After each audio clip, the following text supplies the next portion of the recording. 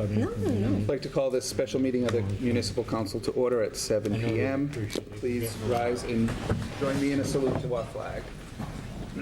I pledge allegiance to the flag of the United States of America and to the republic for which it stands, one nation, under God, indivisible, with liberty and justice for all.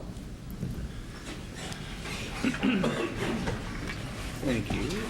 Just, friendly reminder to shut up your cell phone. Mr. Withers, would you kindly read the notice for tonight's meeting? Certainly. July 23rd, 2018, to members of the Municipal Council from Mark J. Cooper, Council President, Councilors. By authority of Article 2, Section 2-7C of the Attleboro Home Rule Charter, I hereby call a special meeting of the Municipal Council as follows. Date, Tuesday, August 14th, 2018, time 7 p.m. Place, council chambers. Purpose, regular and committee meetings for the month of August and any legal matter that may come before the council. CC Mayor Paul Heroux. Thank you. At this time, I would entertain a motion to approve the records of April 3rd, 2018. Second. Thank you. All in favor? Aye. Thank you. Motion passes. I'd also entertain a motion to approve the records of April 17th, 2018. Second. Thank you. Any questions or comments? All in favor? Aye. Thank you. Motion passes. I'd entertain a motion to approve the records of May 1st, 2018. Second. Thank you. Any questions or comments? Hearing none, all in favor? Aye. And motion passes. And lastly, I'd entertain a motion to approve the records of May 8th, 2018. Second. Thank you. Any questions or comments? Hearing none, all in favor? Aye. Thank you. Motion passes. At this time, excuse me, at this time, I'd entertain a motion to suspend the rules. Second. Thank you. Motion is in order, so the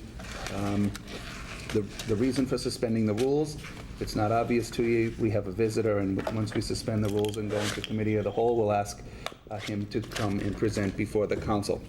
So at this time, we'll have a roll call vote, and the vote will begin with Councilor Blair. Mr. Blair. Yes. Ms. Jackson. Yes. Conti. Yes. Mr. Kobus. Yes. Vice President Parika. Yes. Mr. Delicio. Yes. Ms. Dolan. Yes. Ms. Reynolds. Yes. Ms. Holmes. Yes. Ms. Hall. Yes. President Cooper. Yes. 11 yeas, 0 nays. Thank you. Motion passes. We are operating under suspended rules, and at this time, do I need a roll call vote? I entertain a motion to go into committee of the whole. Second. Thank you. All in favor? Aye. Aye. Thank you. Motion passes. We are now in committee of the whole, and at this time, I would introduce the town crier from the town of Rehoboth.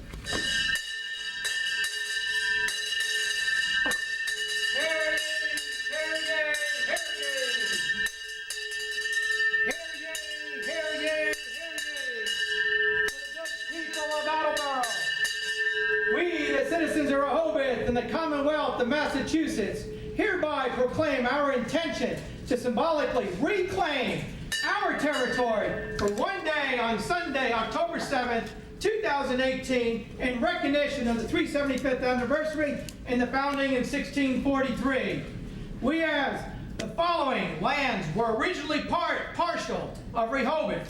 We hereby give notice to take back Attleboro, North Attleboro, Swansea, Somerset, Providence, Cumberland, Pawtucket, Woonsocket, in the state of Rhode Island. We cordially invite you to join us on October 7th as we commemorate the special anniversary for one of America's oldest towns and the birthplace of public education. May the Commonwealth forever endure peace under the liberty, the town of Rehoboth. Mr. Cooper, we invite you to participate in our parade in October, on the 7th of October.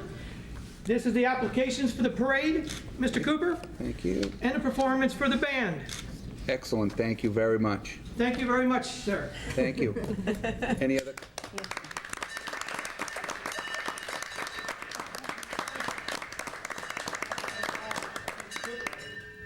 I'm going to click. My apologies. Thank you. Ladies and gentlemen, thank you. I'm Mike Costello. I'm the chairman of the 375th. We started this back in July. It's been over a year now that we've done doing this, and we're going to continue well past the parade to raise funds to pay for that parade, because if anyone knows how much it costs for a parade, it takes a lot of funds. We have raised almost $50,000 already. We are looking to match that mark by the beginning of next year. So that's what we're doing. Our parade is going unbelievably smooth. We're getting all types of acts to come down our main 44 in Rehoboth. It's going to be one of the largest in the area, next to the 4th of July parade in Bristol.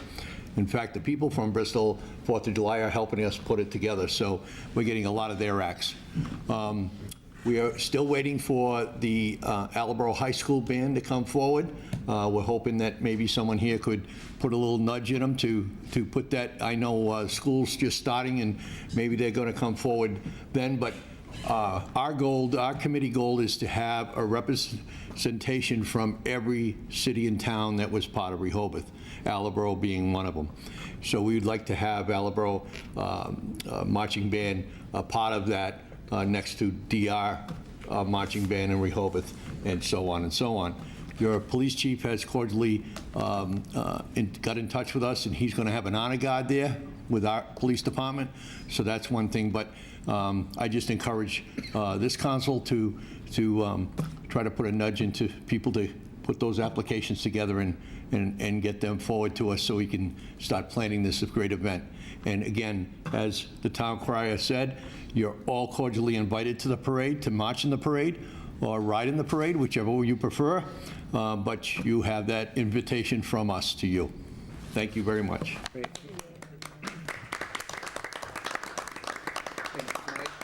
Mike, just one thing. Thank you very much for coming tonight and your presentation. I appreciated it. I think we all did. It was hard to disguise the crier coming in. I'll share all this information with my fellow councilors. I did speak to the mayor this evening about your presentation here before us tonight, and you, by being here, reached out to a lot of people that I'm sure the calls and texts are already flying about the request for the band to participate. So it is live. This broadcast is live, so to a lot of people, and they're all watching. So thank you. Thank you again. I plan to be there, and I'll reach out to, like I said, I'll give copies of everything to my fellow councilors and to the mayor's office. Excellent, excellent. And just to tell you, 25 years ago when this was done, at that time for the 350th anniversary of Rehoboth, there was a militia that came in with muskets. But this time, in our time around the country, we felt that the muskets were not going to be acceptable in a public building. So, so we backed off the muskets and ended up with George Washington. Great job. Great job. Thank you. Any other questions from the council? No, Mike, again, thank you very much, and we'll be in touch. Thank you very much. Thank you. Thank you. I'll get copies of all this to all of you. Is there anyone else here that would like to address the council at this time? Okay, I would entertain a motion to arise from committee of the whole. Second. Thank you. Motion's in order. All in favor? Aye. Aye. We are now moving right along to the public hearing. First public hearing is a continuation from the meeting of June 5th, 2018. Public hearing relative to the application of Briarleaf LLC, 54 Taylor Road, Foxborough, Mass. For a special permit. Thank you. That we did receive a communication from the applicant to continue to a meeting in September, and I see Attorney Casey is here, so maybe he's going to say the same thing. I won't waste your time. It's in the letter asking that we continue to September to allow continued discussions with the neighbors. Perfect. So we will leave that public hearing open at this time.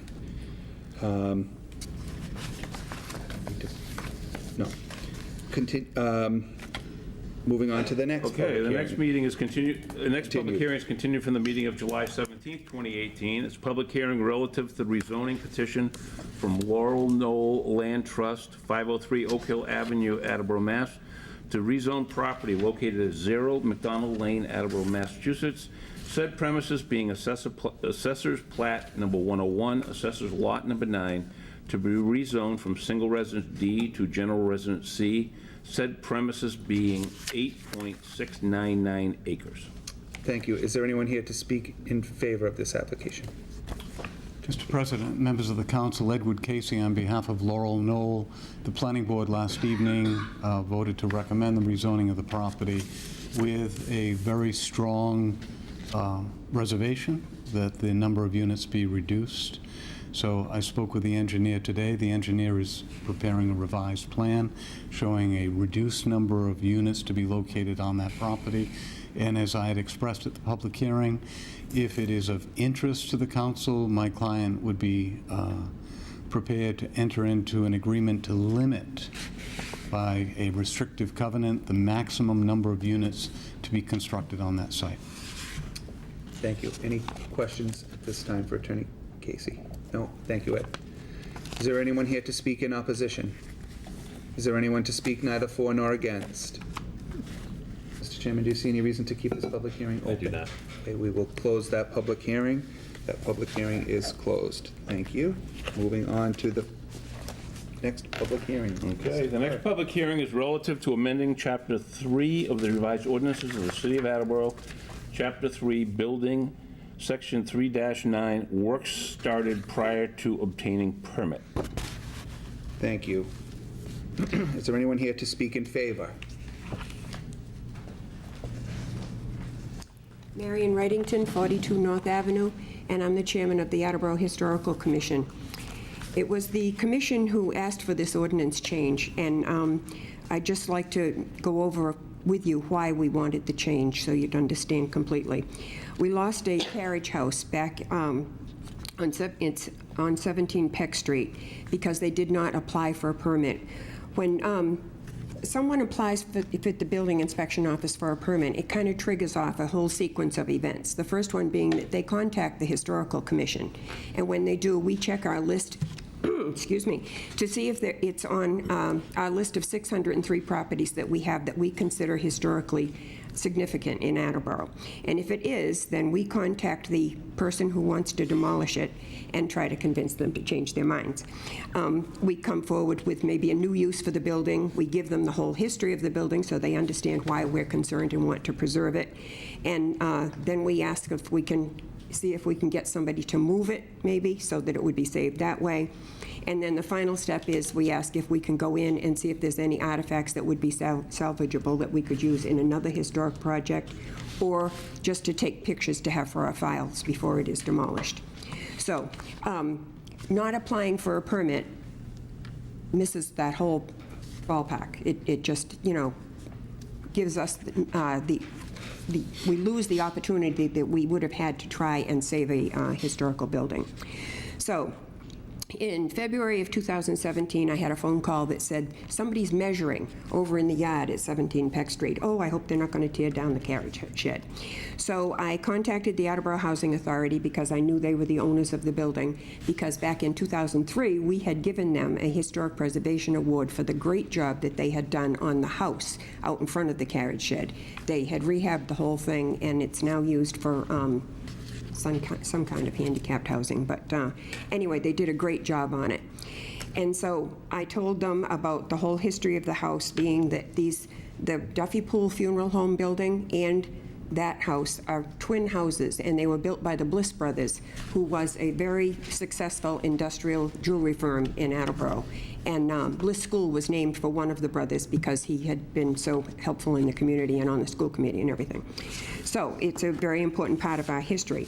I told him that I had spoken with a landscape architect and asked that if it was for parking consideration, the landscape architect had given me a drawing to show how if they tore down the carriage shed, they might gain 5 or 6 new spots, but if they just moved one bush, they could also get 5 or 6 spots instead of tearing down the carriage house. So we actually had a member of the commission who put it on a website that's available for people looking for barns or carriage sheds to move and rehab them somewhere else. Then I dropped off the history and the landscape architect's drawing down at their office on South Ave, and told them that if it actually came to a demolition, he kept trying to tell me that they didn't know for sure what they were going to do. But I asked if it actually came to that, whether we could go in to salvage anything and take pictures. He said, well, you'll have to crawl through a window. And I said, well, I'm old, but I think I can do a first floor window. So anyway, he just left it that he didn't know what they were going to do. They had looked into rehabbing the carriage house to do, an addition for the house. And he said it was going to cost them $300,000, which they didn't have.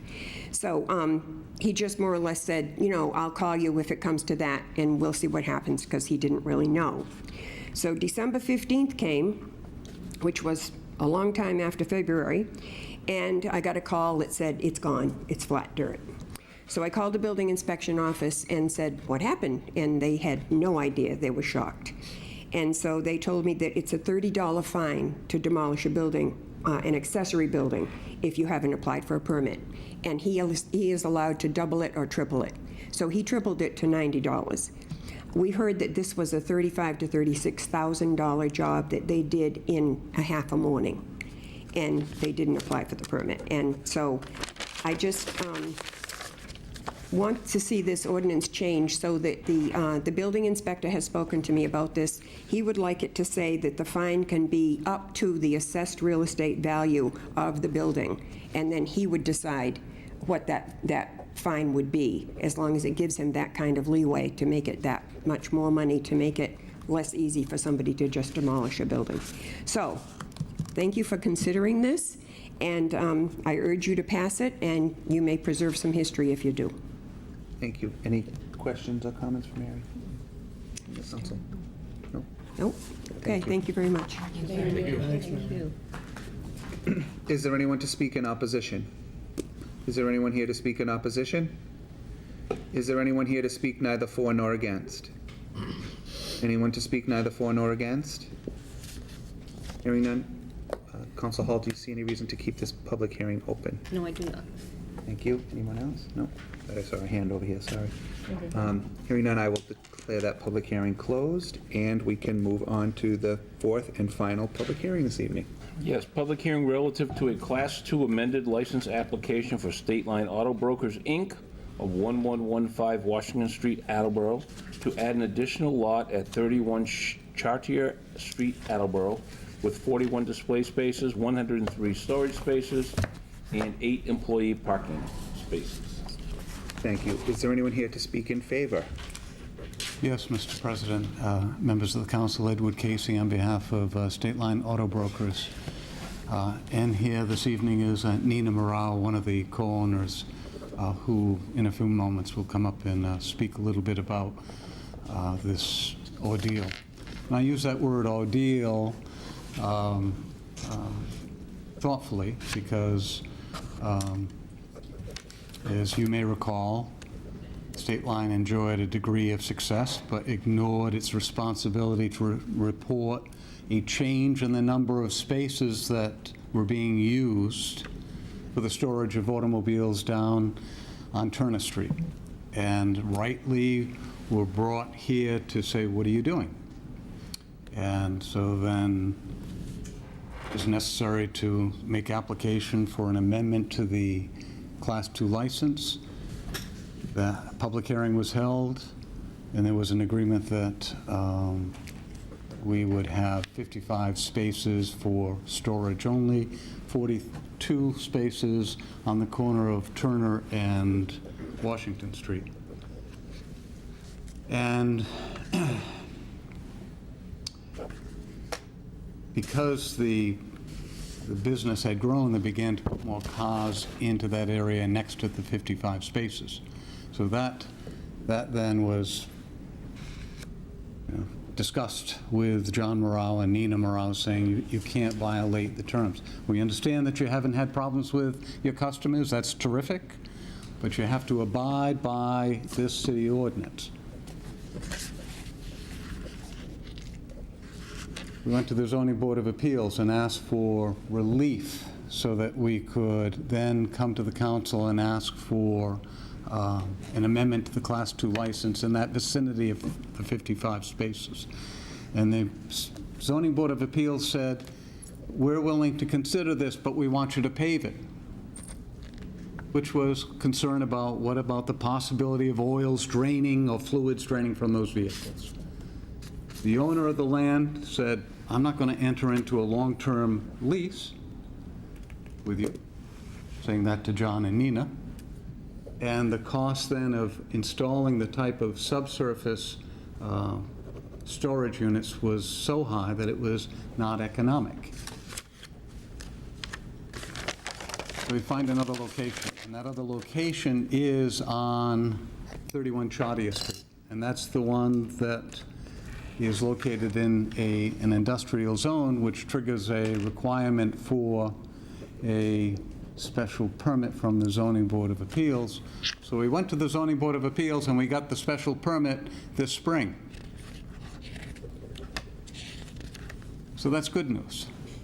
But while that was happening, the ETC Lounge, that building that is down there on the corner of Turner and Chaudier, well, that building was occupied only by about a third by the ETC Lounge. And the South Side Market was this old dilapidated building, and the owner of the land said the market owner had to leave. And so there was a permit that was applied for from the Zoning Board of Appeals again, and the Zoning Board of Appeals approved 2/3 of the building for the South Side Market. And then began the process of demolishing that old market building with frontage on Turner. And when that happened, the owner, David Burke, said to John and Nina, get those 55 vehicles out and put them somewhere else. Now, Nina will get up here and will swear to you that once it was clear to them that they could have the 42 spaces for the display and storage on the corner lot on Turner, and then 55 in the storage lot only. That's the number that they stuck with. She'll get up here and she'll speak to that. She'll testify to that. Now, are there other cars that may have a state line plate, but that are registered, who come for service? Yes. So would the number have gone up a little bit? Possibly. But she's going to come up and tell you what she knows from her experience being there every day. So when David Burke said, get those cars out of there because I don't want to damage them while we're taking down the building and now regrading that area and then making the improvements at the ETC Lounge, they did the best they could. So it has been an ordeal. The business has suffered, and so I'm here tonight to ask that you consider amending the license so that they can finally put their business in order, and that means that they'll continue to have that corner lot on which there hasn't been any problem, no extra cars. That's what I understand, no extra cars there. 55 vehicles in storage, the back that are storage only, no one can come down there and look at them. And then our new location, 31 Chaudier. 31 Chaudier, isn't that right, 31? And I can't remember the number of vehicles. 41 display, 103 storage, 8 employees. Nina, would you come up here and make sure I don't mess this up? Would you introduce yourself to the members of 103 storage and 41 display? That's right. And 8 employee. That's what's in the With application. eight employee parking, or customer parking. Is that right? Okay.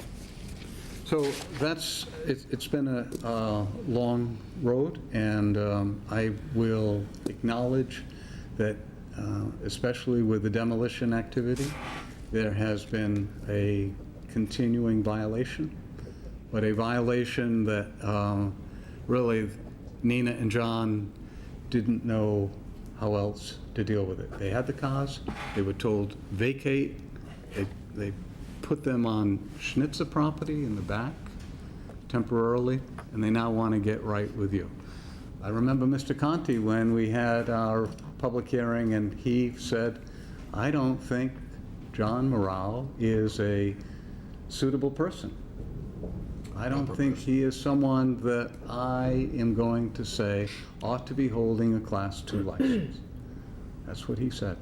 And I suspect, I haven't spoken with him, but I suspect Mr. Conti is going to say, members of the council, I told you. And my vote stands that I do not want to see John Morrell and Nina Morrell to hold a license. I understand that perspective. I understand that there's a basis for that perspective.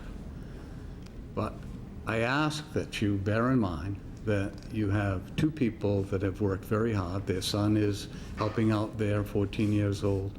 They've invested all of their life savings in this thing. And I know that they take this very seriously.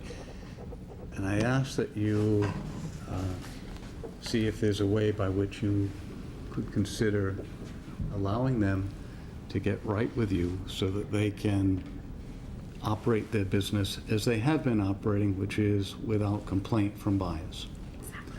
Is there anything, Nina, you'd like to say? If I may, Mr. President? I do just have for Ed first, if anybody has any questions, but maybe I'll wait for Mrs. Moreau to make I'm good. comments. No, go ahead. Right now, we're in shambles over there because of the lottery store being knocked down. I know I'm not in compliance with my license, but I have no other choice. This is how my family lives off this business. So that's all I have to say. Thank you. Attorney Casey, I appreciate Mrs. Moreau coming down. In the past, we've heard and been primarily dealing with Mr. Moreau. So I'm surprised he's not here is one comment that I have. The other comment that I have is that, we've acknowledged, or I'll use your words, you acknowledged that there have been issues here, and I think that we all, there may be more, I won't say all, but there may be more people that agree with Councilor Conti's initial position, and I think that's a hurdle that you'll have to overcome as you go through this process. My concern is, when you, myself, Councilor Parika, Councilor Dolan, stood in that lot, there were a lot of cars in the lot that you recently got approved from the Zoning Board of Appeals. And within a couple of days, Mr. Moreau had those cars moved. They were gone. Because we were pretty clear at that meeting with him in that parking lot that he needed to move those cars. He wasn't happy with having to move them, but he heard us loud and clear, and they were gone. I mean, I went by there 3 days later, or 4 days later, and everything was gone. So while I appreciate your comments, Mrs. Moreau, I am concerned with the comment that we don't have anywhere else to put them because your husband moved them pretty fast the last time we told him to move them. Does anybody else have any? I think Council Reynolds and Dolan had.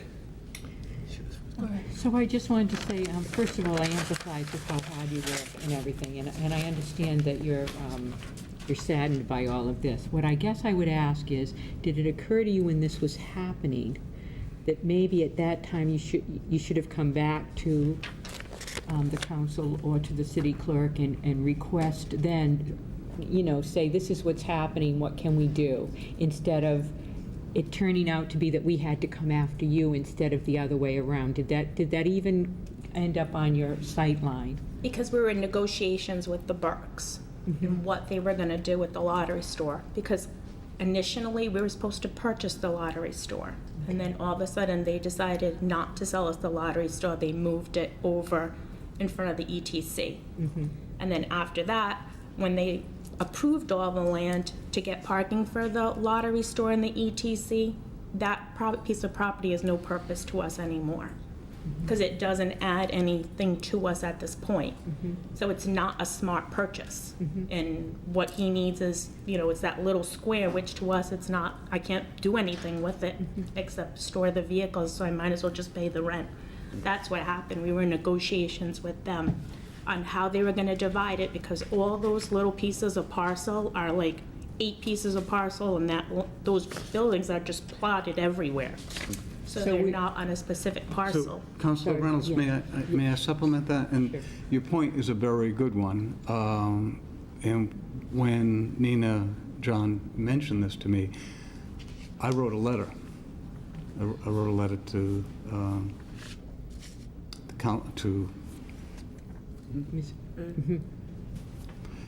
to say, we got a problem, we know that we're in violation, we're doing the best we can. And it was to say, you do what you have to do, but it wasn't that they just ignored that. They said to me, what can we do? And I said, we're in this process of getting the zoning board of appeals to approve, and we'll have a public hearing as soon as we can. But they were very frightened when David Burke said, get the stuff out of there. Okay. Thank you, thank you. Council Dolan. Thank you for coming. It's not that we're unsympathetic to what you're going through. I mean, everybody has issues when they're running a business. You know, as Mr. Casey stated, you know, we have had problems in the past, and he did let me know about the building that's being knocked down.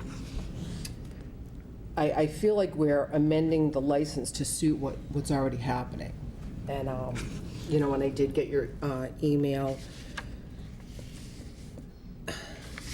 so I went down there last week, and I went down there today, and I do have the email stating that, you know, you still have the 55. But when I went into the Schnitzer parking lot, there had to be a minimum of 80 cars there. And I know you had stated in your email that they might be other people's cars. You know, when I drive through it, you have the state line license plates, and I know you had said about, what did you say earlier about having maintenance done or something that might have the state line? Registered vehicles that might have a state line. Well, right, I understand. Again, it's not that we're unsympathetic, but I feel like we've been down this road a lot. And so right now, all these cars are in the Schnitzer parking lot, which there is no license for. And I know we kept the storage for the 55 in the gated area, there's about 10 in there, 10 or 12 that I looked at. And I know, it looks like you had moved, since I was down there last time, you had moved the ones that were in the parking lot behind the pharmacy. Those appear to be gone. And again, we're not unsympathetic, and I feel like we've, you know, tried to be understanding, but I can't help but feel like if this gets approved, that after the 103, then there'll be 116, then there'll be 140, and I can't help but feel that we're going to be here again. How can you assure us that we won't be doing this with the next license, with the amended license? Would you allow me? Of course. One moment to just speak to her? Of course.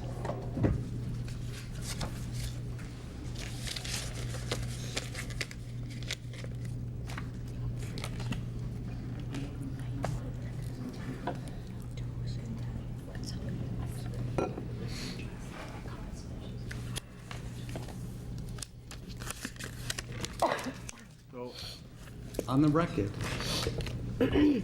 just spoke with Nina. She said she has the authority to make this statement. If there is a violation, there's a violation of that number that is reflected in this latest application, 42, the 55, and the 109, or whatever it is, that would be a basis for a revocation of the Class 2 license. And that she understands that and not going to fight it. So I understand what you're saying, Councilor Dolan. I mean, your patience, anyone's patience is only so long. Right, and I'm not the only counselor here. No, and I I'm know not the that. only one that votes on this and that approves No, this. but that's how serious they feel about this thing. Nina said she wanted to touch base just a little bit on the comments about the other vehicles, if that would be illuminating for you. Yeah, sure. Behind where my son saw you that day drive, and you saw the cars behind Snitcher. Yeah. So the ones that are bracket are mine, but he also rents to the body shop. So what they do is they bring in their cars from the tow and drop them there. So there's a trailer back there that's not ours. There's multiple cars that aren't ours that are on the side where my son saw you. And because the body shop stores their cars. So if you drove by there, you saw all these cars all over the place. Those aren't my cars. Well, actually, I'm not sure when your son saw me, was that Wednesday, after you sent me when you sent me the email referring to I when don't think you saw him.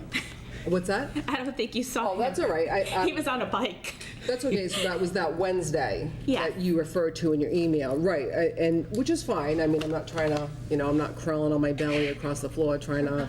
No, he was just like, he mentioned it to me, sorry. He mentioned, he's like, Mom, they were, looking, Sure. and a lot of those cars come from the body shop. So, and a lot of them are from the next door, which they have cars everywhere. And I understand that we were in violation, so my husband was very, on top of him not to leave cars hanging around. And the cars that you did probably see behind the Rite Aid, those are registered cars. They belong to customers who are coming to pick them up. So they'll Right. come within until today. Well, today they were gone. Yes. Today they were gone, but the amount that I saw in the Schnitzer parking lot, I mean, that's the most I've ever seen there, because I had just enough to go through. Behind because they're both Schnitzer parking lots to me. All right, not the fenced one, Okay. not the fenced one behind the pharmacy. That's where I initially saw some cars. Those are gone. Those were gone today. I went down there today. Those are gone. Yeah. The one that's really bad terrain, Yeah. that one that I took my brand new car through. And that's the most cars I've ever seen there, because I barely had, I just had one row to turn around and to get out of there. And, I see the state line license plates, and I see and the ones that don't have the state line license plate, you have that white marker on the windshield that says state line. So I didn't get out and, because some of them are 4 deep, so I didn't get out and look at the license plates to see if they're registered. I assume a registered vehicle isn't going to be 4 deep. And again, we're not unsympathetic. We want your business to thrive. We want every business in Attleboro to thrive. We want you to do wonderful here. That's what we want. And, I know there was a statement made before about us singling your business out, which is not the case. Although I do have to say my biggest file that I have is State Line. So, I can't say that there isn't hesitation on how we feel about what's going to happen moving forward. I mean, I feel like I'm there a lot, so, I think that concludes my comments. Thank you. Nina, would you kindly just state your name and your address for the record, for the clerk and for the It's council? Nina Morayo, and it's 1 Medbury Lane, Rehoboth, Mass. 02769. Thank you. And Mr. Blair? And then I think, Refer this to Eddie, if I might. Mr. Casey, the statement that this young lady just made about owning up to a revocation of license if it succeeds that, is that a verbal, or will that be in writing? Be in writing. I'll give you, my understanding is that if there were a determination made by someone on the council that there was a violation of the number, then that would be a basis for the council to hold a public hearing on the revocation. Okay. So at that, what I'm saying is, rather than call us in and say, hey, what are you folks doing? I would suggest proceed immediately to a public hearing. At that public hearing, then if they dispute that, if they have they would be allowed to put forward any evidence to suggest, wait a minute, that wasn't our car that was there. That wasn't that one extra vehicle. But I'm saying, we'll cooperate fully in saying, go immediately to a revocation. Don't give us another chance. We're not going to ask for any more chances. If that's the basis, Could I make I'll put it in writing. Could I make one more? certainly, yes. Could I make a suggestion to this young lady? And the number's 103, whatever. If it was me, and I was in your type of business for many, A few many- less. Huh? Have a few less vehicles sitting on the lot. I would have a few less. You've read my mind, Eddie. I'd keep that number 10 below or whatever. And it's tough. I mean, you get an opportunity to buy, and you buy right, and you buy lease cars, and maybe you have to buy 20 of them to get a decent price on them, but be cognizant of what you're putting on that lot. And if that occasion comes up, find a friend somewhere else and store them. So, I certainly don't want to put you out of business, and I assume the rest of the council doesn't want either, but we do want you to, I want you, I'll speak for myself, to be mindful of your limitations down there. Thank you. Thank you. Council Holmes, did you have a question? No. Okay. Council, please. Thank you, President Cooper. So how long before the lot is available for her to be able to utilize? I called, well, the new lot on The new Chaudière? lot. The new lot, I think, is ready right now, isn't it? Payment since April. Okay, but that, That's not what I asked. When is it, when when will I you be went able to down- actually park cars on it? I went by today, and it looked like it was no impediment existed to allow it to be used right away. Zoning board's approved, the Okay. appeal period's So you're run. just waiting If for you us. issue it, then we can move it in tomorrow. So I would have to, there are many comments that have been made this evening that I agree with. But to quote you back, Mr. Casey, is that, Nina, that there's, all of your efforts have been put into your business. Whether it's your life savings, your son's working there, everybody's doing, every effort you have in your family is being put into this endeavor. I guess don't understand necessarily why, with so much at risk, we're risking by being out of compliance with our license on a regular basis. So that would be, we've had multiple site visits collectively. We've been down there, and right now you're looking at adding 65 new spots to what currently exists for you right now, because you had 97. You had 55 and 42, and now we're doing the It's too late for me to do the addition. 162. I know, I just had to use my fingers to count. No, I'm just kidding. But you're looking to have 162 spots collectively. I think that the advice that Mr. Blair is giving you is to make sure that it's significantly under that at any given time.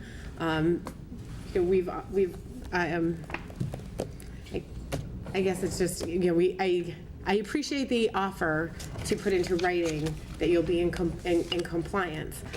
I'm sure you can imagine our hesitation with regards to that. Well, what I'm, Ed, just a point of clarity, your application says to add an additional lot at 31 Chaudière Street with 41 display spaces and 103 storage spaces and 8 employee parking spaces. So Yes. in my math, you're going to have a total with your existing plus that 249 spots. I think that's. My math is wrong tonight, too.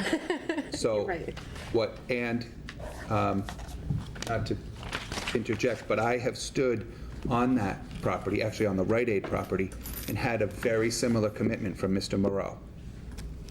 That's why I pointed out that he wasn't here tonight, because he made a commitment to me and to you and to you and to you that this would not happen. And he moved those cars very quickly. So that's why I have some hesitation. I'm maybe not as hesitant as everyone else, because I want to give you the benefit of the doubt, but I have some hesitation. Thank you. Council President. That's fine. Thank you. Counsel. I see the floor. Yes. I mean, listen to this also. And, nothing should have to be put in writing. When a business comes to the city of Attleboro, they know what the rules are. Nothing should have to be saying, I will be in compliance. You're supposed to be in compliance. That's a given. So this conversation should not even be happening. So I think that's the big concern here, is that we have expected all the way along the line that the client would be in compliance, and yet they have not been in compliance. So, there is a lot of lack of faith that I see, and rightfully so, to even have a conversation about being in compliance and believing that it's going to stay in compliance. So I think that's part of the difficulty. Yet on the other hand, we do want to make sure that the businesses do thrive. But, I mean, just sitting here myself and hearing this, there's not going to be another chance. And I think that fully, if this does go through, I think that, I'm speak for myself, if I was making that decision, there's just not going to be another chance. And so if there's some problems that do come up along the way, I would strongly suggest the first phone call is to whoever is the licensed chair, just help, hey, listen, we're having a predicament right now, and to let those people know. It's going to behoove the client to do their part to make the council feel a lot more comfortable now. There's going to have to be more communication, I think, on a regular basis, and I think that you owe the council that. That's it. The only thing I would add to that is you owe the citizens of the city of Attleboro that. Mm-hmm. You made that commitment to this council. You owe the citizens of the city, if you want to continue to do business in this city, that commitment that your husband made to the four of us that day. And you're here, standing here before us making tonight. Is there any other questions or comments? Thank you. Thank you. Thank you, Mrs. Miller. Thank you. Thanks. Is there anyone else to speak in favor? Is there anyone here to speak in opposition?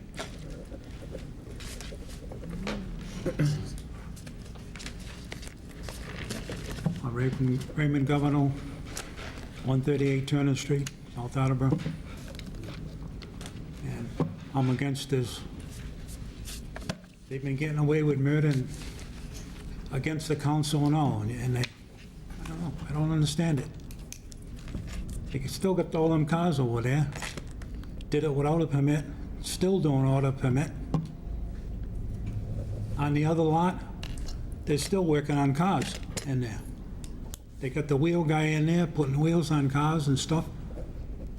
And they got no license there either. They didn't say that, did they? You know, but she's there all day long. That's a lie. That's all I got to say. Thank you. Thank you, Ray. And Mr. Governor? question? Yes. Council Dolan has a question for you. What lot are you referring to? Which lot that you said? Aladia Street, I'm sorry? the one that's fenced off, the new lot. They ain't got the permit for yet either. The one that's behind the pharmacy? Yes. They've been, that wheel company's been in there quite a few times putting wheels on cars and everything else. They don't supposed to be working it, but they still do it. Okay. I just wanted to clarify where you were talking about. Okay. Thank you.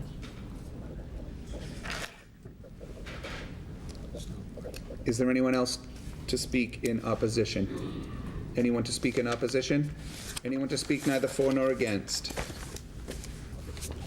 Anyone neither for nor against? Hearing none. Councilor Dolan, do you see any reason to keep this public hearing? I do not. Thank you.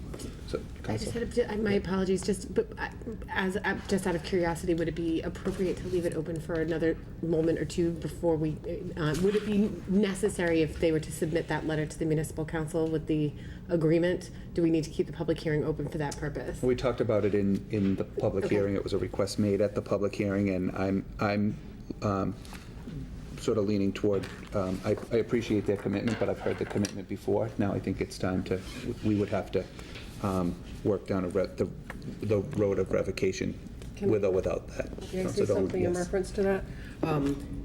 You're talking about the commitment for revocation. Correct. The way I see it is, we don't, if this, if this was to continue, we don't need a commitment, or we don't need permission to proceed with whatever we see fit. Agree? If I may respond? Yes. I 100% agree with that. I just wanted to have that.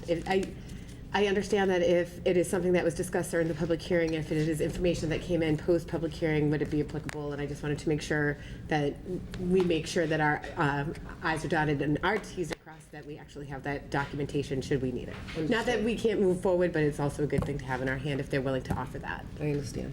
Councilor Blair?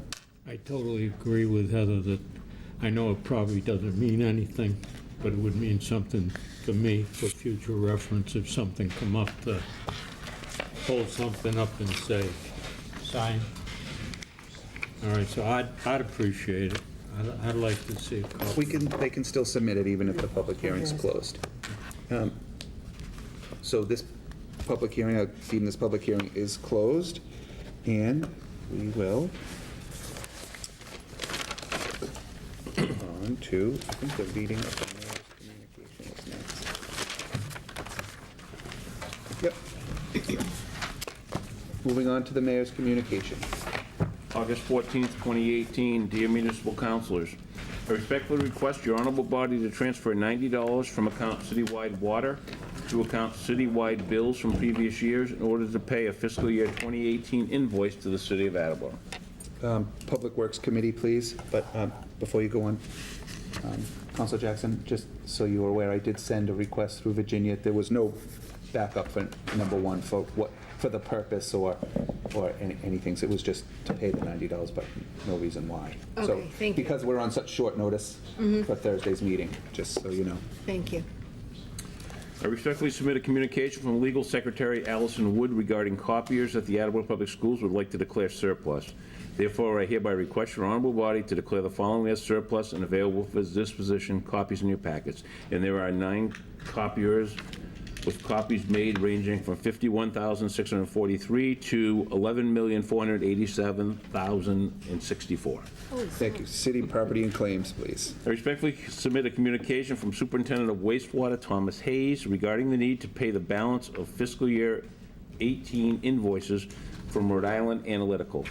Therefore, I hereby request your honorable body transfer $811 from account Wastewater Enterprise Fund Laboratory Services to account Wastewater Enterprise Fund previous year's bills.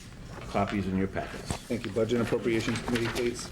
I respectfully submit a communication from Superintendent of Parks and Forestry, Derek Corsi, regarding the need to reimburse an employee for the cost of a license and medical card paid in fiscal year 2018. Therefore, I hereby request your honorable body to transfer $155 from account Park Allowance Licenses to account Park Prior Year License. Copies in your packets. Budget and Appropriations Committee, please. I respectfully submit a communication from Director of Budget and Administration, Barry K. Lacasse, regarding the receipt of a 2018 Community Mitigation Fund Transportation Planning Grant by the Massachusetts Gaming Commission in the amount of $100,000. No match is required by the city. In accordance with Chapter 1, Section 12B, 2, and also subsection B, I guess it is, the revised ordinance of the City of Attleboro, I hereby request your honorable body to approve the expenditure of such funds as specified within the parameters of the grant, and also to approve any further grant amendments. Copies in your packets. Transportation and Traffic Committee, please. I respectfully submit for your confirmation by your honorable body the appointment of Louis Stevens to fill a 3-year term of Zoo Director/Curator, term to expire February 2021. Mr. Stevens was offered the position with the City of Attleboro on August 6, 2018, with a start date of September 10, 2018, under a temporary 90-day appointment in accordance with Section 3.3B of the Attleboro Home Rule Charter. Resume in your packets. Personnel and Human Services Committee, please. I respectfully submit a communication from Chief of Police Kyle P. Hegney regarding the need to replenish funds that were previously expended to pay an annual first responder stipend that was due the second pay week of July 2018. This expense was not budgeted for fiscal year 2019 since the police contract was not settled at that time. An internal transfer was completed in order to fulfill this contractual obligation payment. Therefore, I hereby request your honorable body to transfer $36,000 from account Citywide Reserve Fund for transfer to account police salary. Upon approval, the available balance of Reserve Fund for transfer will be $358,255.68. Copies in your packets. Budget and Appropriations Committee, please. I respectfully submit a communication from Chief of Police Kyle P. Hegney regarding the fiscal year 2019 911 training grant from the Executive Office of Public Safety and Security, or EOPSS. State 911 Department in the amount of approximately $13,959. Please note that there is no matching requirement. In accordance with Chapter 1, Section 12 of the revised ordinances of the City of Attleboro, I hereby request your honorable body approve expending of such funds in any future grant amendments. Monies from this grant must be expended no later than June 30th, 2019. Copies in your packets.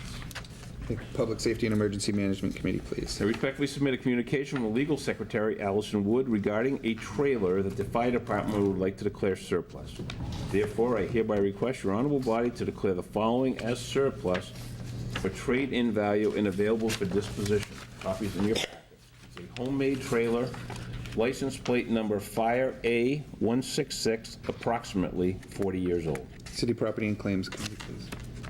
I respectfully submit a communication from the Director of Council on Aging, Madeline McNeely, regarding the receipt of approximately $13,020 through the Community Development Block Grant for fiscal year 2018. No match is required by the City of Attleboro. In accordance with Chapter 1, Section 12 of the revised ordinances of the City of Attleboro, I hereby request your honorable body to approve the expenditure of such funds and any further grant amendments by the Council on Aging to fund the Outreach/Shine Counselor. Copies in your packets. Budget and Appropriations Committee, please. For your information, I would like to inform your honorable body that I have made Assistant Water Superintendent Courtney Wunschel the temporary water superintendent with a start date of August 20th, 2018, under a temporary 90-day appointment in accordance with Section 3.3B of the Attleboro Home Rule Charter. Personnel and Human Services Committee, please. Sincerely, Paul Haru, Mayor. And we'll go on to the other communications. We have quite a few. The first one is a communication dated July 19th, 2018, from Francis Balut of 120 Carrier Avenue, Attleboro, including a newspaper article regarding cannabis rulings in the state. Zoning and Land Use Committee, please. We received a communication from Attorney John Jacoby III dated July 24th, 2018, regarding a request for an amended letter of non-opposition for his client, the Leonard J. Irving Center at 576 Mossberg Drive, Attleboro. Zoning and Land Use Committee, please. We received the communication from Bill Bowles of 65 Norgate Road, Attleboro, dated July 19th, 2018, regarding recycling and trash. Ordinances, Elections, and Legislative Matters Committee, please. We received a communication from the Disabled Veterans of America, Chapter 91 at 122 Park Street, Attleboro, requesting a permit for the annual Forget-Me-Not Drive at various locations in September. License Committee, please. We received a communication from Attleboro Director of Planning and Development, Gary Arazian, regarding standards to evaluate zoning petitions as it pertains to the Laurel Knoll application. Zoning and Land Use Committee, please. We received a communication dated August 10th, 2018, from the Massachusetts Office of Consumer Affairs and Business Regulation advising some lemon law compliance issues for some Attleboro car dealers. License Committee, please. We received a communication dated August 13th, 2018, from Attorney Edward Casey requesting a continuance for his client, Briarleaf LLC, for the first meeting in September for the continued RMD hearing. Zoning and Land Use Committee, please. And we also have an addendum with additional communications. Thank you. We received a communication from Bill Bowles dated August 14th regarding the city's 2018, regarding the city solicitor appointment process.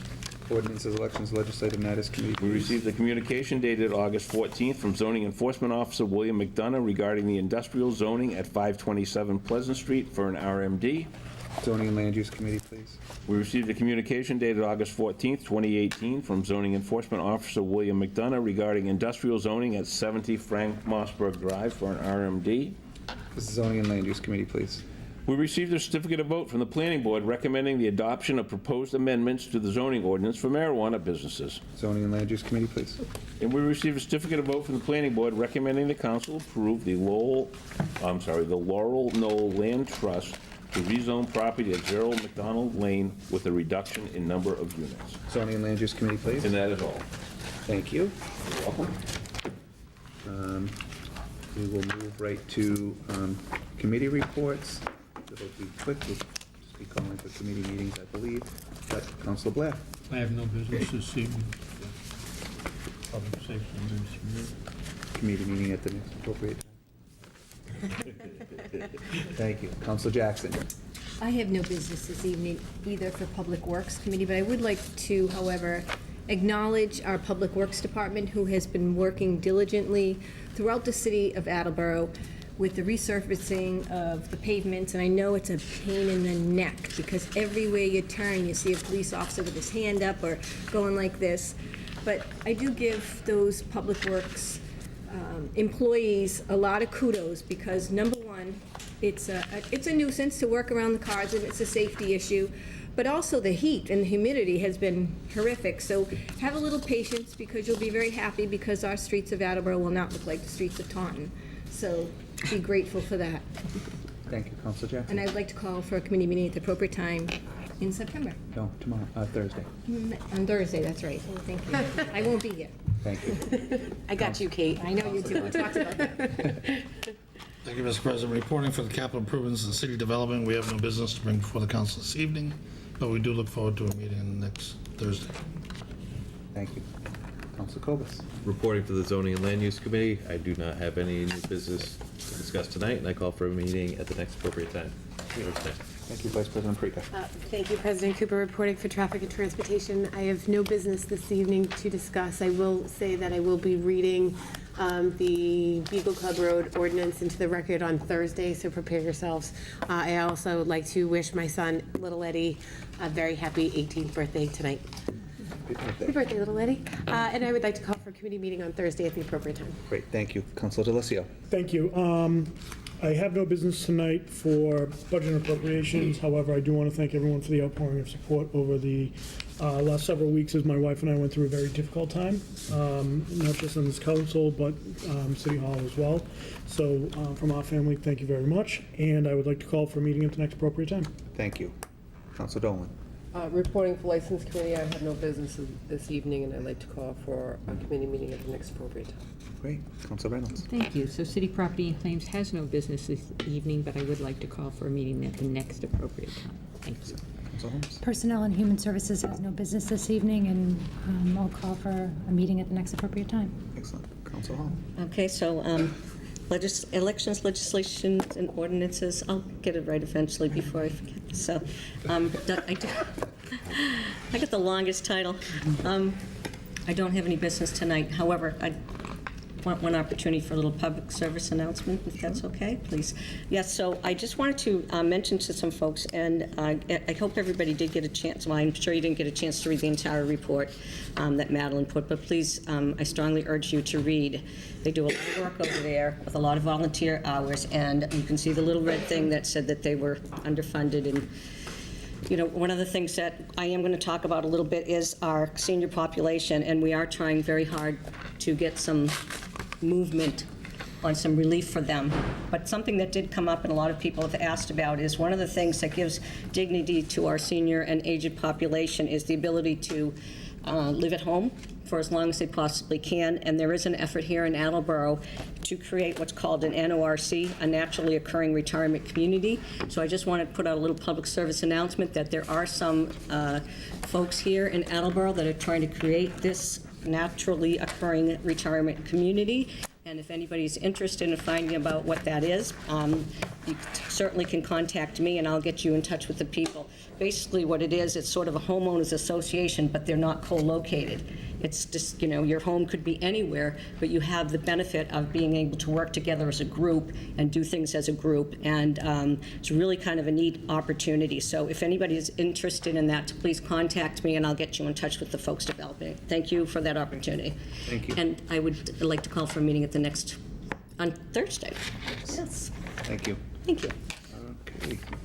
So there is no old business. There is one item of new business, and I will at this time recognize Councilor Clovis. I entertain a motion to conduct a traffic study at the intersection of Bank Street Extension and Bridget Way to determine if a stop sign or any other deterrent could help alleviate speeding in this neighborhood. Second. Thank you. Motion is in order. Any comments, Councilor Clovis? I've received a comment from a resident in the area complaining about traffic and requesting a stop sign there. So this is just a request to conduct a traffic study and determine if that would be warranted, if that would help alleviate the traffic or the speeding in the area. Any other questions or comments? Hearing none, I am going to defer this to Transportation and Traffic. Would you like to also send it to Traffic Study? Yes, please. And, thank you, Councilor Jackson, and to the Police Chief? Yes, sir. Well, it was through the Traffic Study anyway. We have Right, okay. one of his men is on the traffic Right. study. Okay, so all in favor? Aye. Opposed? Thank you, motion passes, and again, we'll refer that to Transportation and Traffic and to Traffic Study Commission.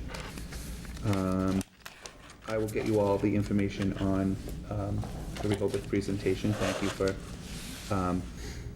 having, it was just a great presentation by Rehoboth. I didn't know what to expect, but he did a great job. Again, thank you all very much. We'll see you Thursday night. At this time, I'd entertain a motion. Are we doing committee meetings after? Yes. Okay. Yep. We are doing committee meetings. There's only one that I know of. That's zoning and land use that will be meeting. Do you also have committee meetings after this?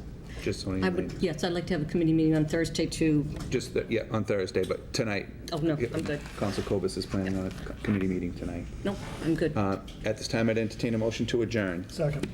All in favor? Aye. Thank you. Motion passes. We are adjourned 8:05. Do you want to recess or you want to get right to it? Right, to it. Get right Follow to it. everybody. All right. So I call the Zoning and Land Use Committee to order at 8:05. 8:05. I still am.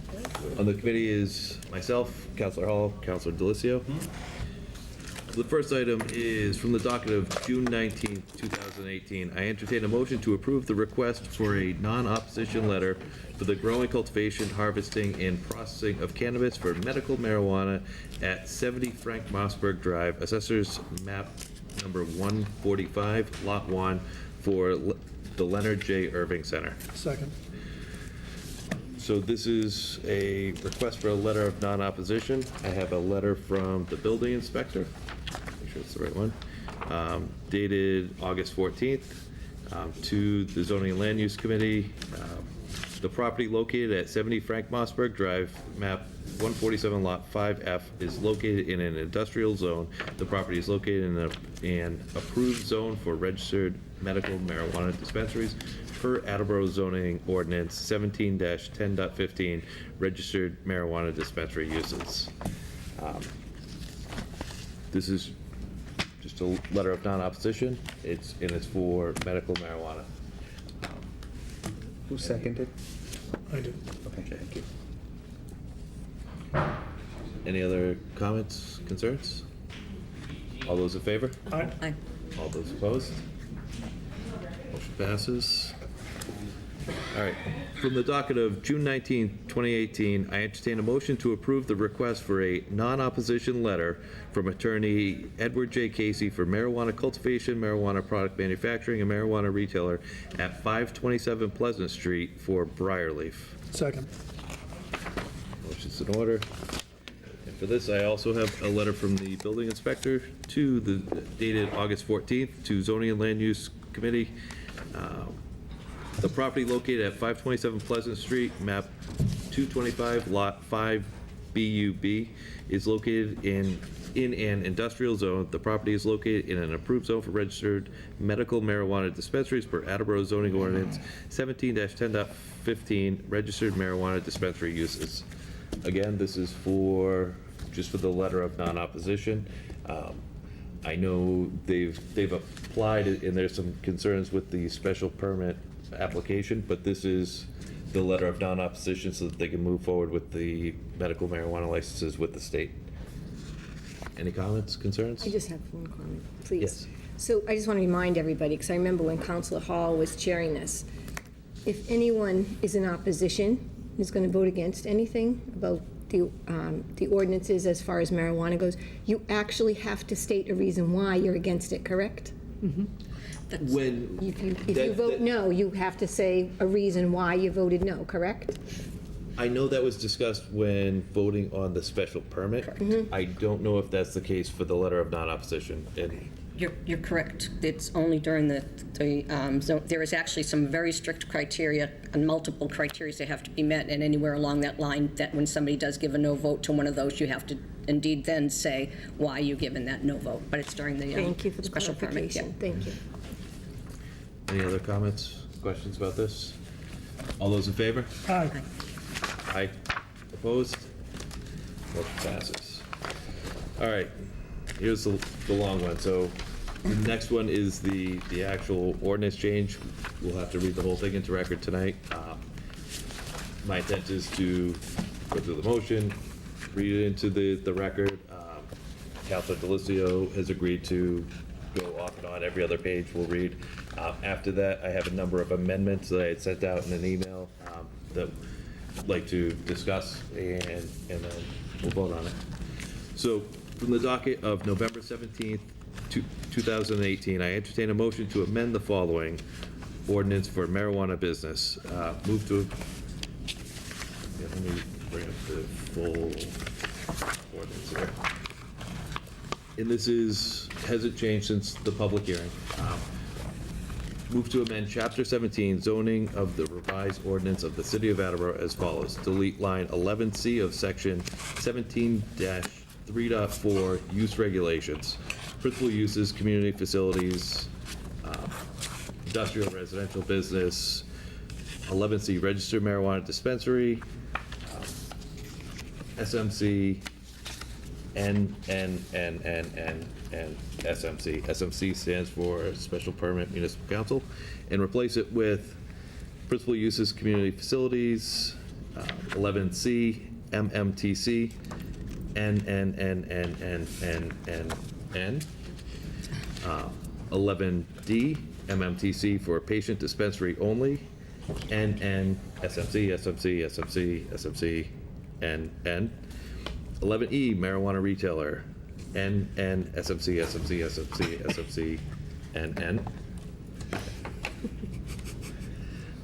11G, craft marijuana cooperative, N, SMC. 11H, marijuana cultivator, N, SMC. 11I, marijuana product manufacturer, N, SMC. 11J, marijuana transporter, N, SMC. 11K, marijuana research facility, N, SMC. 11I, independent marijuana testing laboratory, N, SMC. With footnote 1 on medical marijuana treatment centers. That reads, provided, however, that a medical marijuana treatment center, MMTC, also known as a registered marijuana dispensary, RMD, may be permitted in an industrial zoning district by special permit as set forth in this ordinance by any entity or successor thereto that entered into a host agreement with the City of Attleboro prior to July 1st, 2018, and renumber accordingly. I'll read. Just a quick point of order. You said 11I is independent marijuana testing laboratory. It should be 11L. Excuse me. Thank you. Go ahead. And renumber accordingly. Delete line B of section 17-8.6 fee schedule. B, special permit, registered marijuana dispensary, $1,500, and replace with B, special permit, marijuana business, $1,500. Delete section 17-10.15 registered marijuana dispensary uses in its entirety and replace it with 17-10.15 marijuana business uses. A, purpose and intent. 1, it is recognized that the nature of the business, the nature of the substance cultivated, processed, tested, and/or sold by marijuana businesses have operational characteristics that require they be cited in such a way as to ensure the health, safety, and general well-being of the public. The imposition of reasonable safeguards and regulations on marijuana businesses is necessary in advance to advance these purposes. 2, subject to the provisions of the zoning ordinance, Mass General Law, Chapter 40A, Chapter 94G, Chapter 94I, and Chapter 369 of the Acts of 2012, Massachusetts regulations, including but not limited to 105 CMR 725.000 and 935 CMR 500.000. Marijuana businesses may be permitted to do business within the City of Attleboro. 3, nothing in this section shall be interpreted as regulating the growing, processing, or manufacturing of products that are not regulated as a controlled substance by the Cannabis Control Commission and/or the Massachusetts Department of Public Health, DPH. B, applicability. This section applies to all marijuana businesses. 2, A licensed marijuana business shall not be established in the city except in compliance with the provisions set forth under this section. Moreover, the production, processing, packaging, retail or wholesale, trade, testing, distribution, or dispensing of marijuana is prohibited unless permitted by special permit by the municipal council as a marijuana business under this section. 3, nothing in this ordinance shall be construed to supersede federal and state laws governing the sale and distribution of narcotic drugs. C, confidentiality. Special permit applications, special permits, supporting information, and other information regarding a marijuana business is not confidential, provided, however, that the following is confidential and exempt from provision of Mass General Law, Chapter 66. 1, information that identifies a specific registered qualifying patient, personal caregiver, or registered dispensary agent, and 2, information held by the city about a marijuana business and physical layout, as well as policies, procedures, practices, and plans pertaining to security. D, permitted districts. Marijuana businesses may only be allowed in zoning districts specified in section 17-3.4, table of use regulations, community facilities. The following additional condition applies to marijuana businesses. E, permit required. 1, a licensed marijuana business shall not be established or operated in the city unless a special permit has been granted by the municipal council in accordance with the requirements of the zoning ordinance. 2, no entitlement or vested rights to permitting. No person shall be deemed to have any entitlement or vested rights to permitting under this ordinance by virtue of having received any prior permit from the city, provided, however, this ordinance shall not prevent the conversion of a medical marijuana treatment center licensed or registered not later than July 1st, 2017, engaged in the cultivation, manufacture, or sale of marijuana or marijuana products to a marijuana establishment engaged in the same type of activity. 3, special permit application requirements. A special permit application for a marijuana business shall include all of the following information. A, an executed host community agreement between applicant and the city. B, if the application is being filed by an agent for the owner, documentation for the owner shall explicitly acknowledge that the owner is aware that the proposed use of the property is a marijuana business. C, the legal name of the marijuana business. D, a notarized copy of the name, address, date of birth of each principal owner and member of the marijuana business. E, the proposed activities, including how the marijuana business intends to operate in compliance with the general requirements described below. F, evidence that the applicant has insurance in full force and effect that complies with the greater of the requirements of the following: Mass General Law, Chapter 94G, Chapter 94.1, Chapter 369 of the Act of 2012, 105 CMR 725.000, and 935 CMR 500.000. On 3D, it's officer, not owner. Sorry, officer, not owner. Understood. G, details of all proposed exterior security measures for the marijuana business. H, detailed written operating procedures as required by the Massachusetts Department of Public Health in 105 CMR 725.105 and as otherwise required by other applicable law or regulation for a medical marijuana treatment center, or detailed written operating procedures as required by the Cannabis Control Commission in 935 CMR 500.000 and as otherwise required by other applicable law or regulation for a marijuana establishment. I, the proposed waste disposal procedure for the marijuana business. J, a list of any waivers from the Massachusetts Department of Public Health regulations or Cannabis Control Commission regulations granted for the marijuana business. K, a detailed floor plan of the proposed marijuana business that identifies the dimensions and gross square footage and describes the function of each area, describes the function of each areas of the business/floor space, including areas for any preparation of marijuana-infused products. L, the name, telephone number, and email address of an emergency/after-hours contact person for the marijuana business. M, a site plan which demonstrates the proposed business complies with the standards for the granting of a special permit. The site plan shall comply with the minor project site plan review submission requirements pursuant to Section 17-15.0 site plan review. The site plan shall also show the distances between the proposed marijuana business and the items outlined in section 17-10.15G3 location. And collectively, the site plans, operating procedures, and other documentation provided with the application shall demonstrate how the marijuana business complies with the requirements set forth herein. 4, the special permit granting authority shall refer a copy of the special permit application floor plan and site plan to the inspection department, fire department, police department, health department, Department of Planning and Development, Water Department, and Department of Wastewater. These departments shall review the application and submit written comments to the special permit granting authority within 30 days of the date of distribution of the application to said departments, or prior to the close of the public hearing, whichever is later.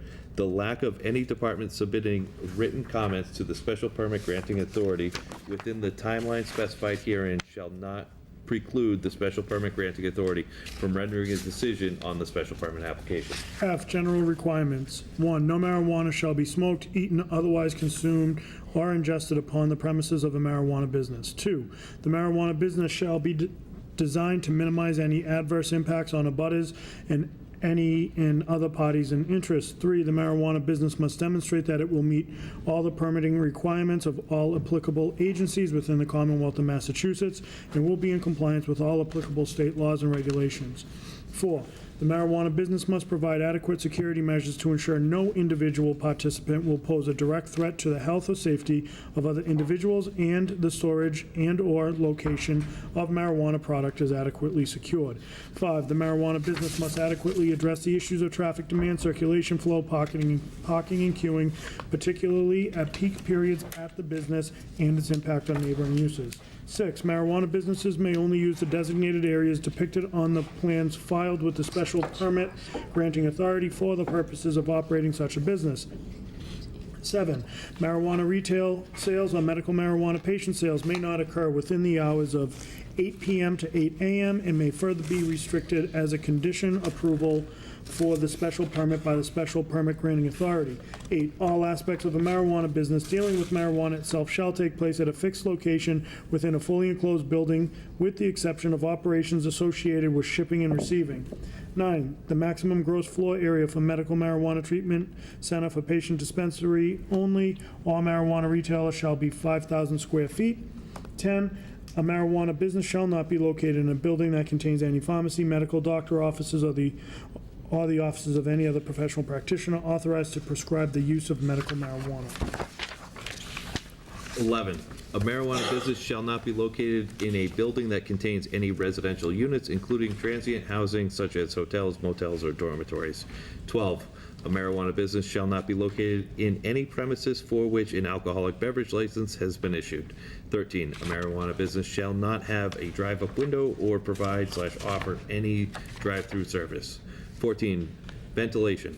All marijuana businesses shall be ventilated in such a manner that A, no pesticides, insecticides, or other chemicals or products used in the cultivation or processing are dispersed into the outside atmosphere. B, no odor that poses a nuisance from marijuana cultivation, processing, or manufacturing can be detected by a person with an unimpaired or otherwise normal sense of smell at the boundary of the permitted site. 15, the site shall be properly landscaped, including lawn areas, trees, and shrubbery. 16, the entrance shall be visible from a public street or from the business's frontage. 17, a marijuana business shall be located in a permanent building. A marijuana business is expressly prohibited to be located in a trailer, cargo container, motor vehicle, or in any other impermanent space or structure. 18, a marijuana business shall comply with the off-street parking requirements contained in section 17-5.0 off-street parking and loading regulations unless a variance or waiver is granted by the special permit granting authority. 19, the site shall be properly illuminated for security purposes.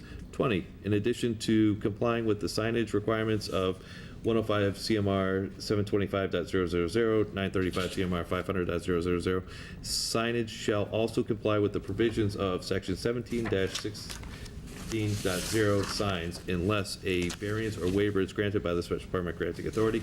21, a marijuana research facility may not sell marijuana cultivated under its research license. 22, all research regarding marijuana shall be conducted by individuals 21 years of age or older. G, standards for granting of a special permit. 1, in addition to the special permit requirements contained in 17-9.0 special permits, no special permit may be granted hereunder for a marijuana business unless all of the following standards are satisfied as determined by the special permit granting authority or waived. 2, special permit granting authority may not grant a special permit for a marijuana retailer if 5 or more are actively being operated. This license limit does not apply to the other marijuana business license types. 3, location. A, no portion of any building containing a marijuana business use shall be located within 100 feet of any residential zoning district. B, no portion of any building containing a marijuana business shall be located within the following designated areas. B1, 100 feet of a principal residential use. B2, 500 feet of an existing public or private school providing education in kindergarten or any grades 1 through 12. B3, 500 feet of a registered daycare center, family daycare home, and group daycare home. B4, 500 feet from any public park, playground, or facility in which children commonly congregate. C, the distance between any building containing a marijuana business and the uses cited above is established by measuring in a straight line without regard for intervening structures or natural features from the closest point of any marijuana business building in which a marijuana business is located or is to be located to the nearest point of a lot line containing the above use. D, marijuana business with multiple licenses issued to the same legal entity may co-locate within the same facility or on the same premises. E, marijuana businesses with license issued to separate legal entities may co-locate within the same facility or on the same premises, provided, however, each marijuana business shall independently comply with the requirements with the zoning ordinance, Mass General Laws, Chapter 40A, Chapter 94G, Chapter 94-1, Chapter 369 of the Acts of 2012, Massachusetts regulations, including but not limited to 105 CMR 725.000 and 935 CMR 500.000. H, conditions of special permit. The following conditions and limitations shall apply to all special permits granted by the special permit granting authority. 1, issuance/transfer of special permit and discontinuance of use. A, the special permit shall not be assignable or transferable to any other entity and shall remain exclusively with the applicant. B, the special permit shall lapse after 1 year, which shall not include such time required to pursue or await the determination of an appeal from the grant thereof. If a substantial use thereof has not sooner commenced, provided, however, that the special permit granting authority may extend the time period for good cause shown for a period of not more than 1 year, 1 additional year. The special permit shall lapse if the recipient of the special permit ceases operation of the marijuana business for a period of 180 consecutive days and/or if special permit recipient's registration is revoked, expires, or is terminated by the Department of Public Health or licensure by the Cannabis Control Commission. The special permit recipient shall notify the city clerk and inspection department in writing within 48 hours of such lapse, cessation, discontinuance, or expiration. D, the marijuana business shall be required to remove all material, plants, equipment, and other paraphernalia upon registration or licensure revocation, expiration, termination, relocation to a new site, or for any other cessation of operation.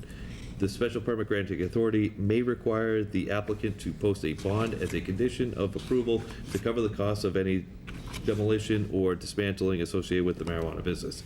E, no later than January 31st of every year in operation, the marijuana business shall submit to the city clerk and inspection department a copy of all current applicable state licenses and registrations for the business, any updates to its operating policies, and the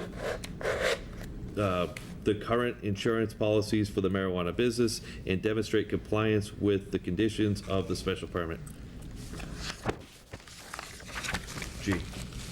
G, the marijuana business shall submit to the city clerk and inspection department a copy of any incident report under 105 CMR 725.110, subsection F, and 935 CMR 500.000 within 24 hours of creation. Such reports may be redacted as necessary to comply with any applicable state or federal law and laws or regulations. H, the marijuana business shall submit to the city clerk and inspection department a copy of any summary cease and desist order, quarantine order, summary suspension order, order limiting sales, deficiency statement, plan of correction, notice of hearing, or final action regarding the marijuana business issued by the Department of Public Health, Cannabis Control Commission, or any state agency within 48 hours of receipt by the marijuana business. Skip I, that's an insertion. 2, the special permit granting authority may impose, in addition to any applicable conditions specified herein, such additional conditions as it finds reasonably appropriate to safeguard the neighborhood or otherwise serve the purposes of this ordinance, including but not limited to the following: front, side, or rear yards greater than the minimum required by this ordinance, screening buffers or planting strip, fences or walls, limitation upon size, method, and time of operation, time duration of the permit, regulation of the number and location of driveways or other traffic features, and off-street parking. I, conflict of laws. In the event of any conflict between the provisions of this ordinance and any other applicable state or local law, the stricter provision as deemed by the zoning enforcement officer shall prevail. In addition, any terms not to find in this section, but to find elsewhere in the revised ordinances of the city of Attleboro, as amended, building codes and Board of Health regulations, or any Massachusetts laws and regulations shall have the meanings given therein to the extent the same are not inconsistent with this section. And then update section 17-11.2 definitions with the following new definitions. Craft marijuana cooperative means a marijuana cultivator comprised of residents of the Commonwealth and organized as a limited liability company, limited liability partnership, or cooperative corporation under the laws of the Commonwealth, or an appropriate business structure as determined by the Cannabis Control Commission, and that is duly licensed by the Cannabis Control Commission in accordance with Mass General Law, Chapter 94G and 935 CMR 500.000, and pursuant to all other applicable state laws and regulations to cultivate, obtain, manufacture, process, package, and brand cannabis or marijuana products, to transport marijuana to marijuana businesses, but not to consumers. Facility in which children commonly congregate means facilities in which children gather for a particular purpose in a structured and scheduled manner, or which are dedicated to the use of children, such as youth services programs, youth sports facilities, dance schools, and gymnastics schools. It does not include other facilities such as ice cream shops or any other type of business where children may happen to congregate, but not in a structured, scheduled manner.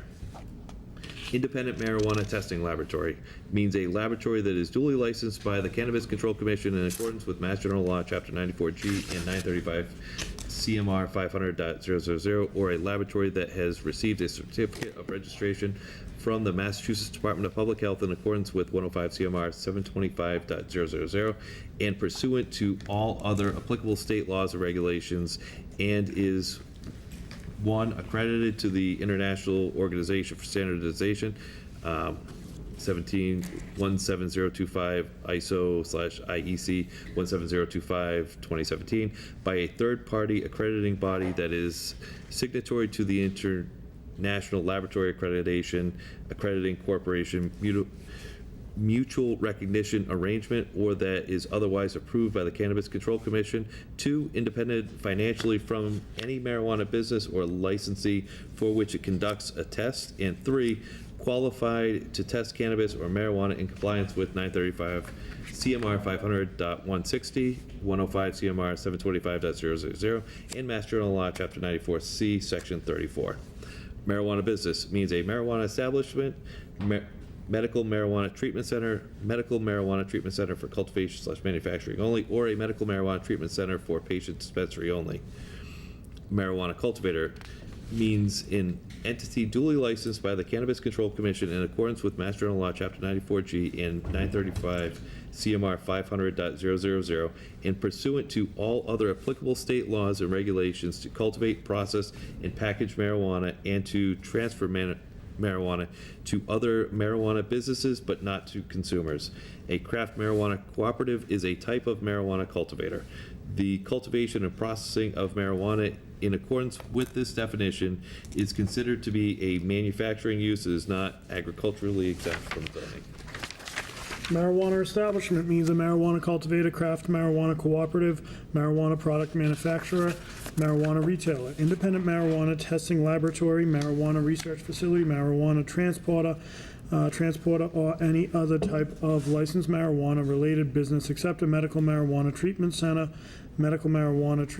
for cultivation, manufacturing only, medical marijuana treatment center for patient dispensary only.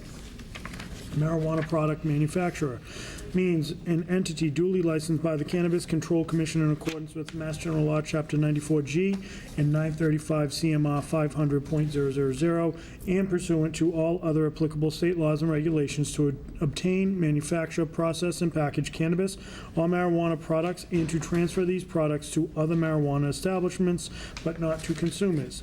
The manufacturing and processing of marijuana in accordance with this definition is considered to be manufacturing use, is not to be a manufacturing use, and is not agriculturally exempt from zoning. Marijuana research facility means an entity duly licensed by the Cannabis Control Commission in accordance with Mass General Law, Chapter 94G and 935 CMR 500.000, and pursuant to all other applicable state laws and regulations to cultivate, purchase, or otherwise acquire marijuana for the purpose of conducting research regarding marijuana products. A research facility may be an academic institution, nonprofit corporation, or domestic corporation or entity authorized to do business in the Commonwealth. Any research involving humans shall be authorized by an institutional review board. Marijuana retailer means an entity duly licensed by the Cannabis Control Commission in accordance with Mass General Law, Chapter 94G and 935 CMR 500.000, and pursuant to all other applicable state laws and regulations to purchase and transport cannabis or marijuana product from marijuana establishments and to sell or otherwise transfer this product to marijuana establishments and to consumers. Retailers are prohibited from delivering cannabis or marijuana products to consumers and from offering cannabis or marijuana products for the purposes of on-site social consumption on the premises of a marijuana establishment. Marijuana transporter means an entity not otherwise licensed by the Cannabis Control Commission that is duly licensed by the Cannabis Control Commission in accordance with Mass General Law, Chapter 94G and 935 CMR 500.000, and pursuant to all other applicable state laws and regulations to purchase, obtain, and possess cannabis or marijuana products solely for the purpose of transporting, temporary storage, sale, and distribution to a marijuana establishment, but not to consumers. Marijuana transporters may be an existing licensee transporter or third-party transporter. Medical Marijuana Treatment Center, MMTC, means an entity registered under 105 CMR 725.100, also known as Registered Marijuana Dispensary, RMD, that acquires, cultivates, possesses, processes, including development of related products such as edible marijuana, infused products, tinctures, aerosols, oils, or ointments, transfers, transports, sells, distributes, dispenses, or administers marijuana products containing marijuana-related supplies or educational materials to registered qualifying patients or their personal caregivers for medical use. Unless otherwise specified, RMD refers to the site or sites of dispensing, cultivation, and preparation of marijuana for medical use. Medical Marijuana Treatment Center for cultivation / manufacturing only means an entity registered under 105 CMR 725.100, also known as a Registered Marijuana Dispensary, RMD, that acquires, cultivates, possesses, processes, including development of related products such as edible marijuana infused products, tinctures, aerosols, oils, or ointments, transfers, transports, sells, distributes marijuana products containing marijuana-related supplies or educational material to a medical marijuana treatment center for patient dispensary only. Medical marijuana treatment center for patient dispensary only means an entity registered under 105 CMR 725.100, also known as a registered marijuana dispensary, RMD, that acquires, possesses, transfers, transports, sells, distributes, dispenses, or administers marijuana products containing marijuana-related supplies or educational materials to registered qualifying patients or their personal caregivers for medical use. I believe it was already seconded, right? Second? I think it's Article 2. Motion's in order. So we got through that. I have a letter here from the planning board to Dear Council President, Councilors, this is to certify that at the planning board meeting held on Monday, August 13th, 2018, the planning board unanimously voted in the affirmative, 8 yeas, 0 nays, 1 absent, to recommend to the municipal council the adoption of the proposed amendments to the zoning ordinance, specifically section 17-3.4 table of use regulations, section 17-8.6 fee schedule, section 17-10.15 registered marijuana dispensary uses, and section 17-11.2 definitions as detailed in the draft ordinance for marijuana business revived through June 12th, 2018. See attached. So that's been, the planning board's recommended that we approve that. I have a couple things to mention about this, and then we'll get into some of these motions. It was a lot of reading to go through. I think we've talked about this quite a bit. The definitions that we stumbled through and are fairly difficult all align with what the Cannabis Control Commission has defined for these different entities. We've included a definition in there for where children commonly congregate, and that's based on a Department of Public Health decision and definition that they've used to define where children commonly congregate. These ordinance changes, in my view, are fairly conservative. There's a number of items in here that some people may disagree with and think are too conservative, like limiting the hours from 8 a.m. to 8 p.m. or limiting the total number of retail locations to 5. And limiting the retail locations to 5 locations that's not an arbitrary number. That number is based on the state saying we can't limit the total number of retail locations to fewer than 20% of our liquor licenses, and we currently have 19 package store licenses. So if we limit it to 20%, that would be 4 retail locations. But a study from Colorado suggested that in order to effectively replace the black market, we should have at least 1 retail location per 7,500 residents. And so that would be 6 locations. And so between the minimum of 4 and the recommendation to effectively replace the black market of 6, I decided to meet in the middle, which I thought was fairly conservative, and limit it to 5 retail locations. I think it's important that we have a limit on this and we don't just open up the floodgates, because once we open that up, it's difficult to put to stop that and reverse any of that. So that's where those numbers came up, where I came up with those numbers. I do understand it's also potentially controversial to say that the retail aspects will be in commercial zones and the cultivation and manufacturing aspects are in industrial zones. I think, in my view, that's just logical, but I'm happy to entertain discussion about that. Are there any other general comments before we get into some of the amendments? Councilor Conti. Riding on what you just said, laws and ordinances tend to take classifications of things and lump them together. For example, single-family homes are in one zone, multi-family homes are in a different zone. Some streets have no trucking because the class of trucks are not allowed on the street. In this ordinance, we have a class of medical marijuana training centers. It's the first 4 items in your list. And through this whole process, you've stuck with special municipal council approval for medical marijuana treatment centers for cultivation, manufacturing only, marijuana retailers, and medical marijuana treatment centers for patients dispensary only, in industrial and IBP with special municipal council approval only, but you did not for medical marijuana treatment centers. So my question to the committee is why that separation in this class of manufacturers? This is a medical manufacturer, medical marijuana treatment center.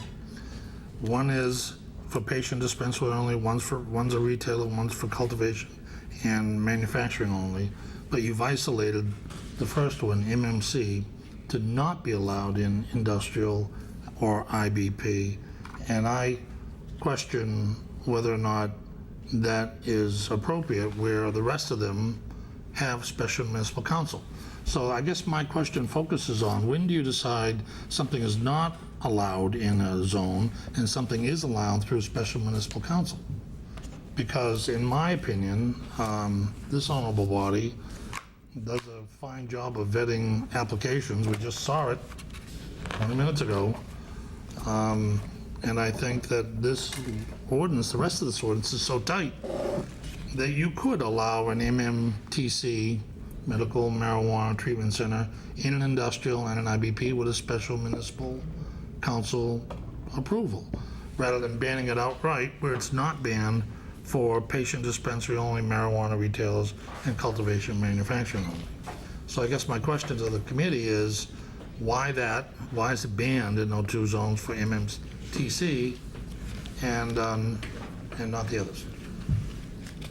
So this ordinance separates MMCT as a medical marijuana treatment center, what was previously referred to as an RMD. And in the definitions here, we've split that into two entities: a medical marijuana treatment center for patient dispensary only, and one for cultivation manufacturing only. So we've split what was previously called an RMD into two entities, one essentially with the retail aspects and one with the cultivation and manufacturing pieces. So the logic behind all of these decisions and where everything is, all is based on where the retail aspects of the business is. And we've kept all the retail pieces in the general business areas, in the cultivation and manufacturing, in the industrial areas. So in the reason we list MMTC on there, it explicitly say no across the board, but we have that footnote at the bottom which grandfathers in any RMDs that we've previously granted host agreements or have previously purchased land, to say anybody with a host agreement with the city of Attleboro prior to July 1st, 2018, that ban doesn't apply to you, because I do want to try to be business friendly, and I have empathy for these businesses that have already purchased land or already invested in the city in setting up these businesses in industrial zones, to say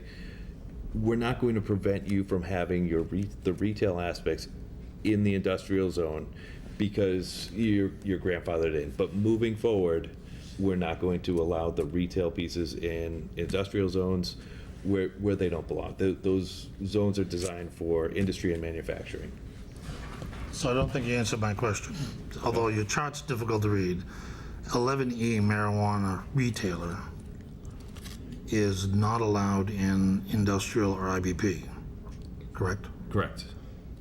MMTC, the marijuana treatment center, is not allowed in industrial and IBP because that implies a retail's correct function. So the patient dispensary only is allowed in industrial and IBP. So a patient dispensary only is retail. It is not. And I apologize, the copy that I sent out today with some of the amendments for you to read was difficult to read. The original from before Okay. It's much better. So if I could interrupt you. So in the MMTC class, you separated the people who do retail from the people who did not do retail, and you took them out of the IBP and out of the industrial. Correct. Thank you. That makes it much clearer. Yes. I'm still confused. Sure. I am. I am, like, very confused. And it is hard to follow. And I give you credit, I've always given credit also to Council Hall when she first got involved in it as well. So, right now, we have before us 3 applicants, correct? We have 2 that have been granted host agreements. So you're telling me they're grandfathered? Correct. Okay. Then we have the 3rd one that we have not granted a host agreement to, right? It isn't, has Canatech, I can't remember where. I can't remember if they have their host agreement or not. I have a spreadsheet at home with the details of where we are with all of these entities. but- So just using them as reference, Sure. because I did hear when you were reading through this about a gymnastics school and they are in an industrial zone, and there is a gymnastics school where what you considered where kids congregate. I don't consider it that, because if that's so, then a golf course, that's where kids congregate too. It's the same exact thing. They're only there certain times.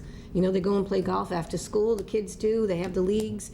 Gymnastics, you sign up and you go for an hour and a half, whatever kids do in gymnastics, go to a gym.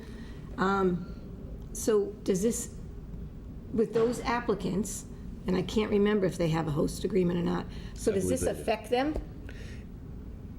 Point blank. So first of all, the definition of where children commonly congregate is directly from the Department of Public Health in their definition, in their clarification for what that is. So just to avoid any, trying to, well, I made it this or that, it's quote, it's exactly what they quoted. I believe so, and I believe that there's a variance for them, or there needs to be a variance for that location on O'Neill Boulevard, based on the gymnastics school that's within 500 feet.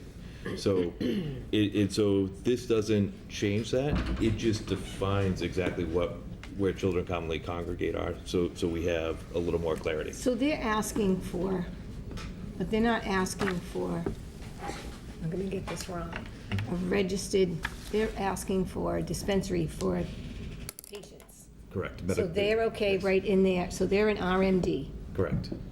And the other one's called a, And we've replaced RMD with MMTC, which is Medical Marijuana Treatment Center, which is the new term from the state. And so yes, they are requesting an RMD or MMTC in that location. okay, but that's still allowed in an industrial zone, in MM, Because they have, because they have a host agreement dated before July 1st, 2018. So they're grandfathered in. okay. Thank you, I think. There's a lot here.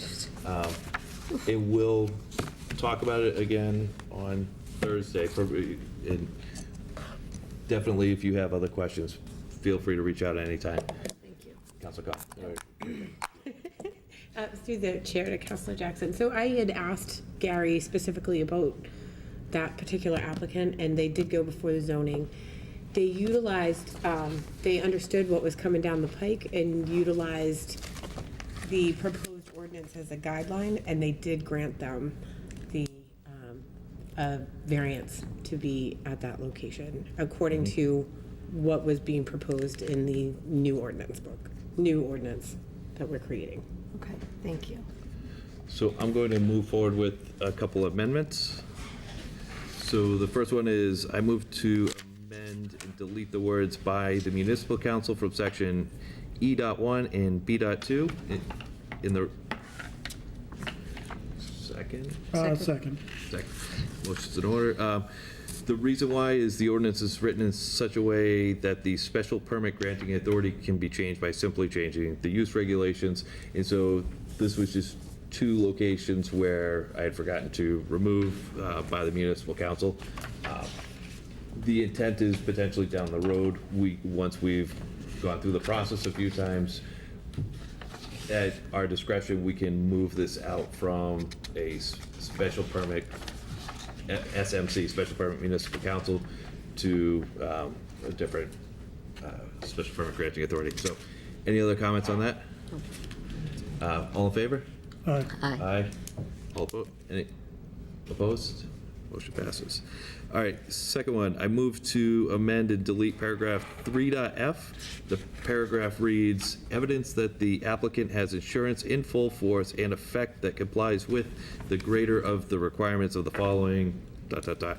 And under section H.1, conditions of the special permit, add insurance compliant with the greater of the requirements of the following: Mass General Law, Chapter 94G, Mass General Law, Chapter 941, Chapter 369 of the Acts of 2012, 105 CMR 725.000, and 935 CMR 500.000, must be in full force and effect prior to the issuance of a certificate of use and occupancy. Second. Motion's in order. This is just moving the insurance requirement to the conditions of the special permit, because people might apply for the special permit a year in advance or whatever. We don't want to require that they have the full insurance before, for that period of time where they're not actually operating their business. It is just saying that prior to the certificate of occupancy, that they must have the insurance in full effect. Councilor Delizio. Just a friendly amendment. You said Mass General Law, Chapter 941, I believe it's 94I. Yes, sorry.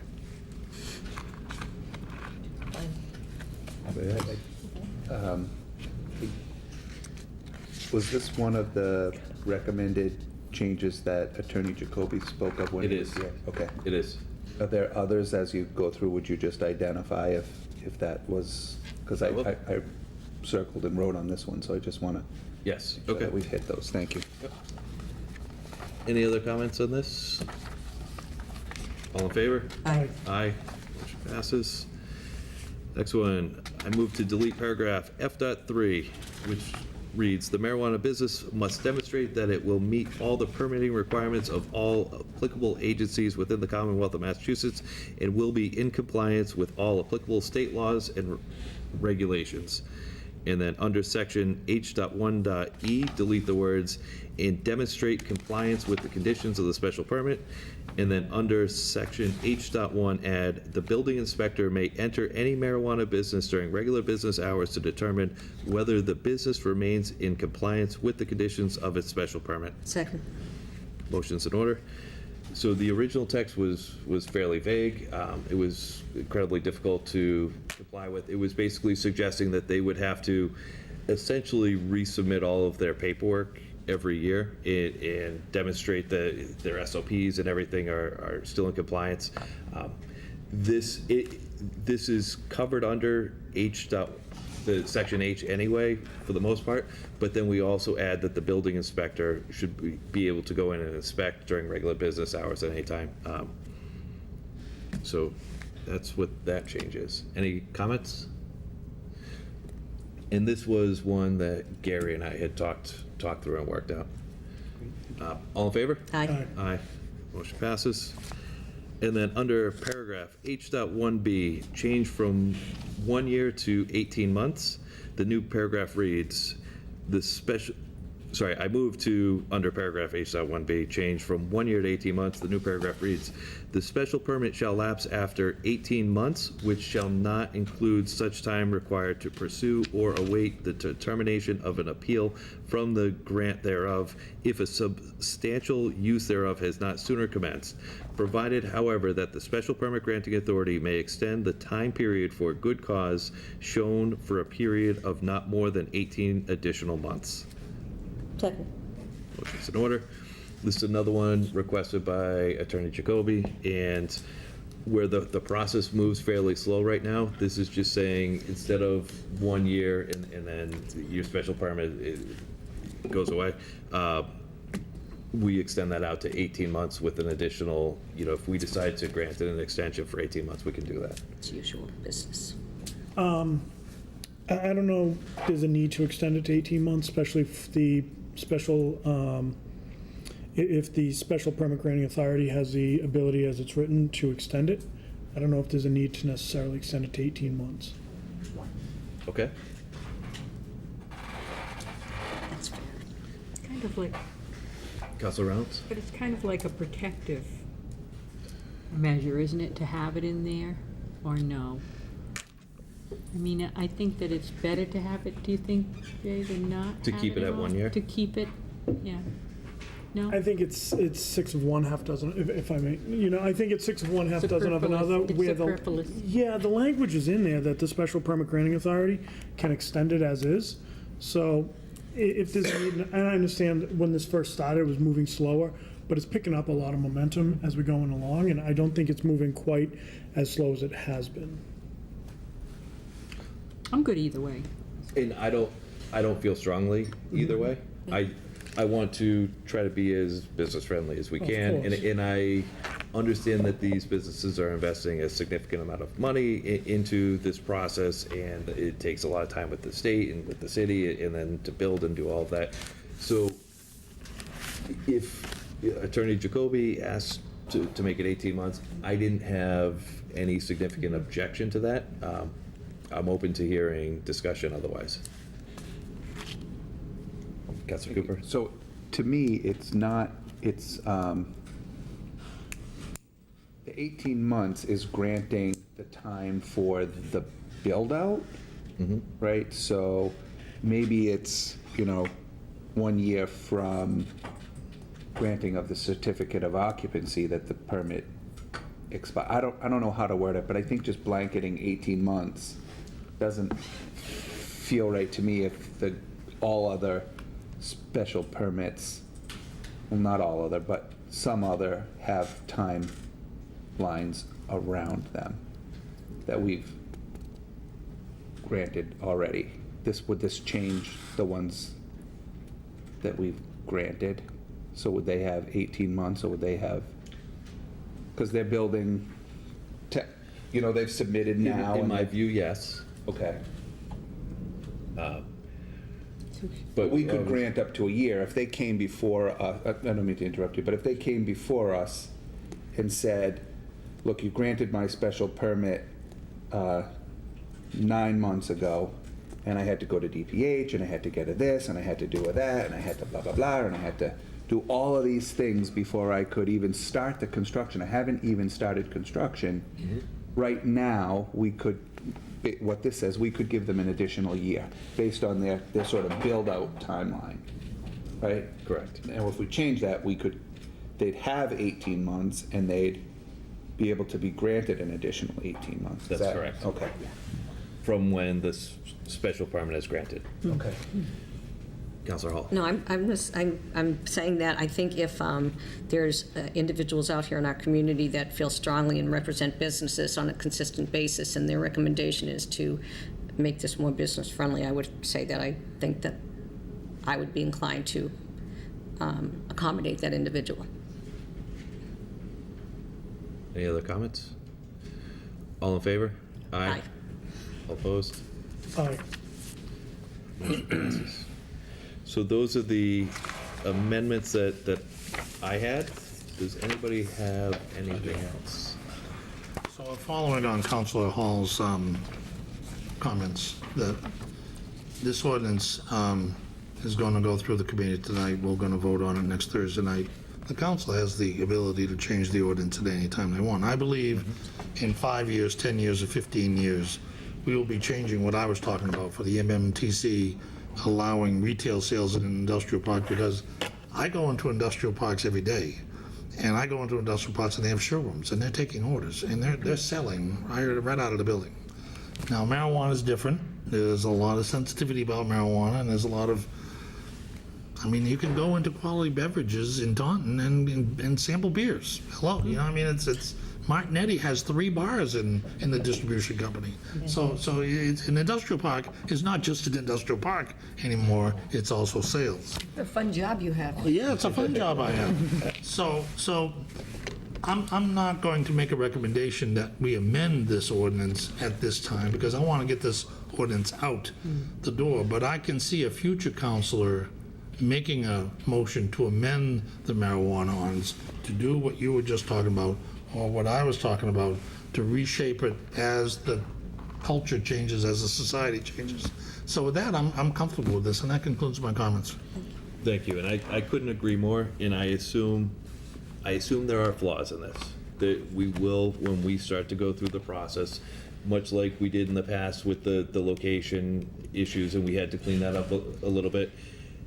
There's a lot of text here, there's a lot of things coming before us in this ordinance change. I'm sure there will be issues, and we'll need to address those down the road. But I think, as it stands, this is, in my view, pretty good. Councilor Garcia. I agree with Council Conti. I think that we're seeing industrial business parks, the uses are changing as industry continues to change, and it will continue to change. If I had my druthers, I would see this solely in industrial business parks. I've heard from several constituents who've reached out to me about it being downtown, about being in general business. I don't want to restrict anything, and I certainly, no one respects Mr. Jacoby more than I do. So when we disagree with 12 months versus 18 months, and there's no real clear-cut reason as why, it's not a shot at Mr. Jacoby by any stretch of the imagination. But at the end of the day, we talk about this all the time. These ordinances are fluid, and they change. And if we look at when 2012 rolled around in December and we had several different versions of the medical marijuana come in, it's now manifested into what we have before us here. There's so much that's unknown about the marijuana business, and it's mainly a cash business, and it's going to have some cash business. There's a lot of this that I'm very comfortable with. I still struggle with the zoning aspect of it itself, and we have a couple days before we vote on it on Thursday night. So where we're on the same committee, we really can't talk about this outside of this. But I've raised these concerns in January and February when we started this process, which again, you've done an amazing job really taking in not just the changes from the Cannabis Control Commission, the state laws. You work closely with, I know, Gary through our meetings where a lot of these zoning suggestions came from. So it's a lot that we can't necessarily control, that we have to try to conform and act within. But I'd be remiss if I didn't express the concerns of our constituents that have reached out to me about it in the general downtown business. Thank you, and I appreciate those comments. Mr. Cole. Peter, for the record, Peter, I was about to turn to you and ask if you had comments. Thank you, Encourage you Mr. to- Cole. no, First of all, I'd like to very congratulate you on the ordinance, on a whole. Okay.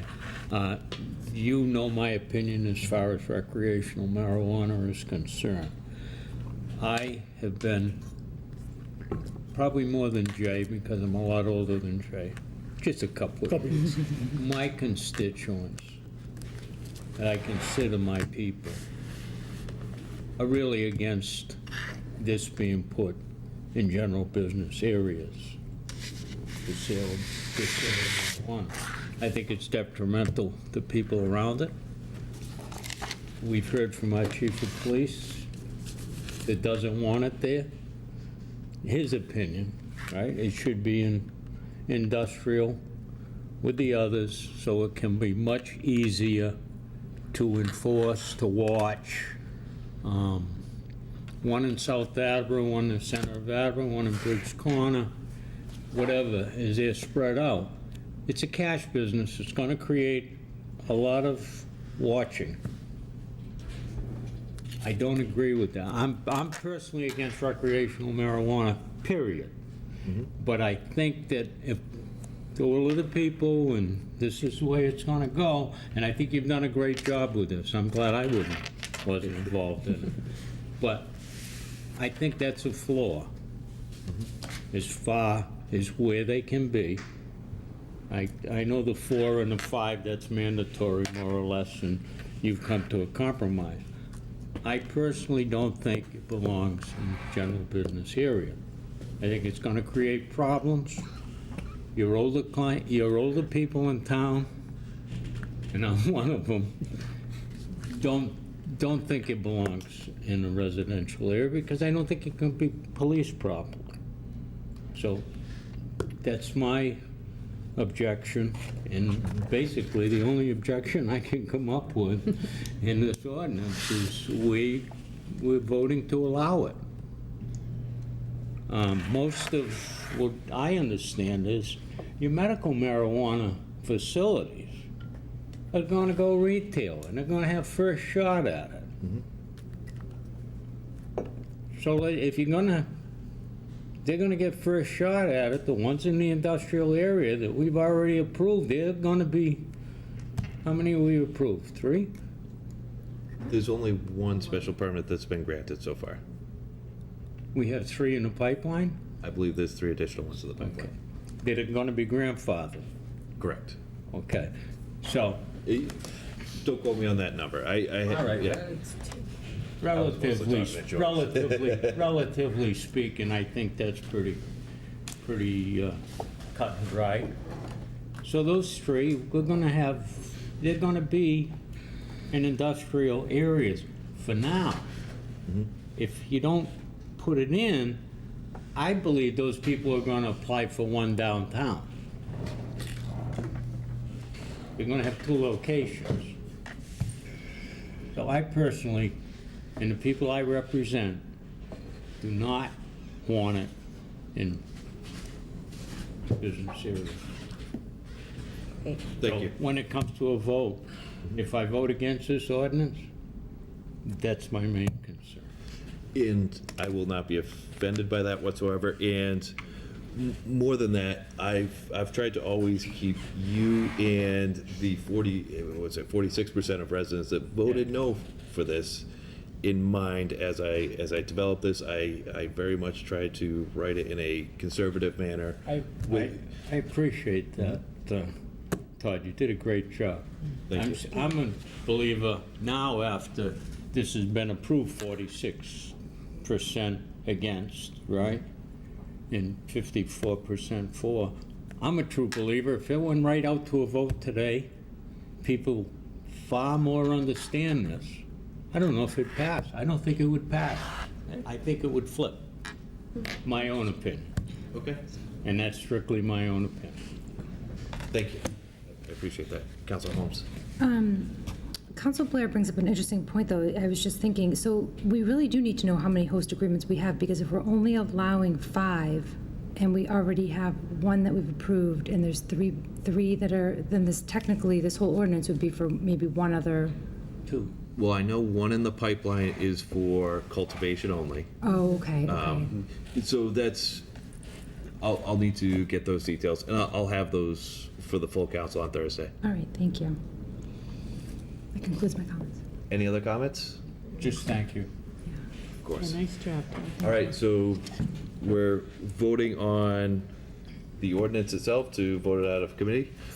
All those as amended, all those in favor? Aye. Aye. Motion passes, and that concludes the business for the Zoning and Land Use Committee. Motion to adjourn? Second. All those in favor? Aye. We are adjourned at, do you see the clock? 9:12. 9:12. Thank you. 12. Before you go, Yes.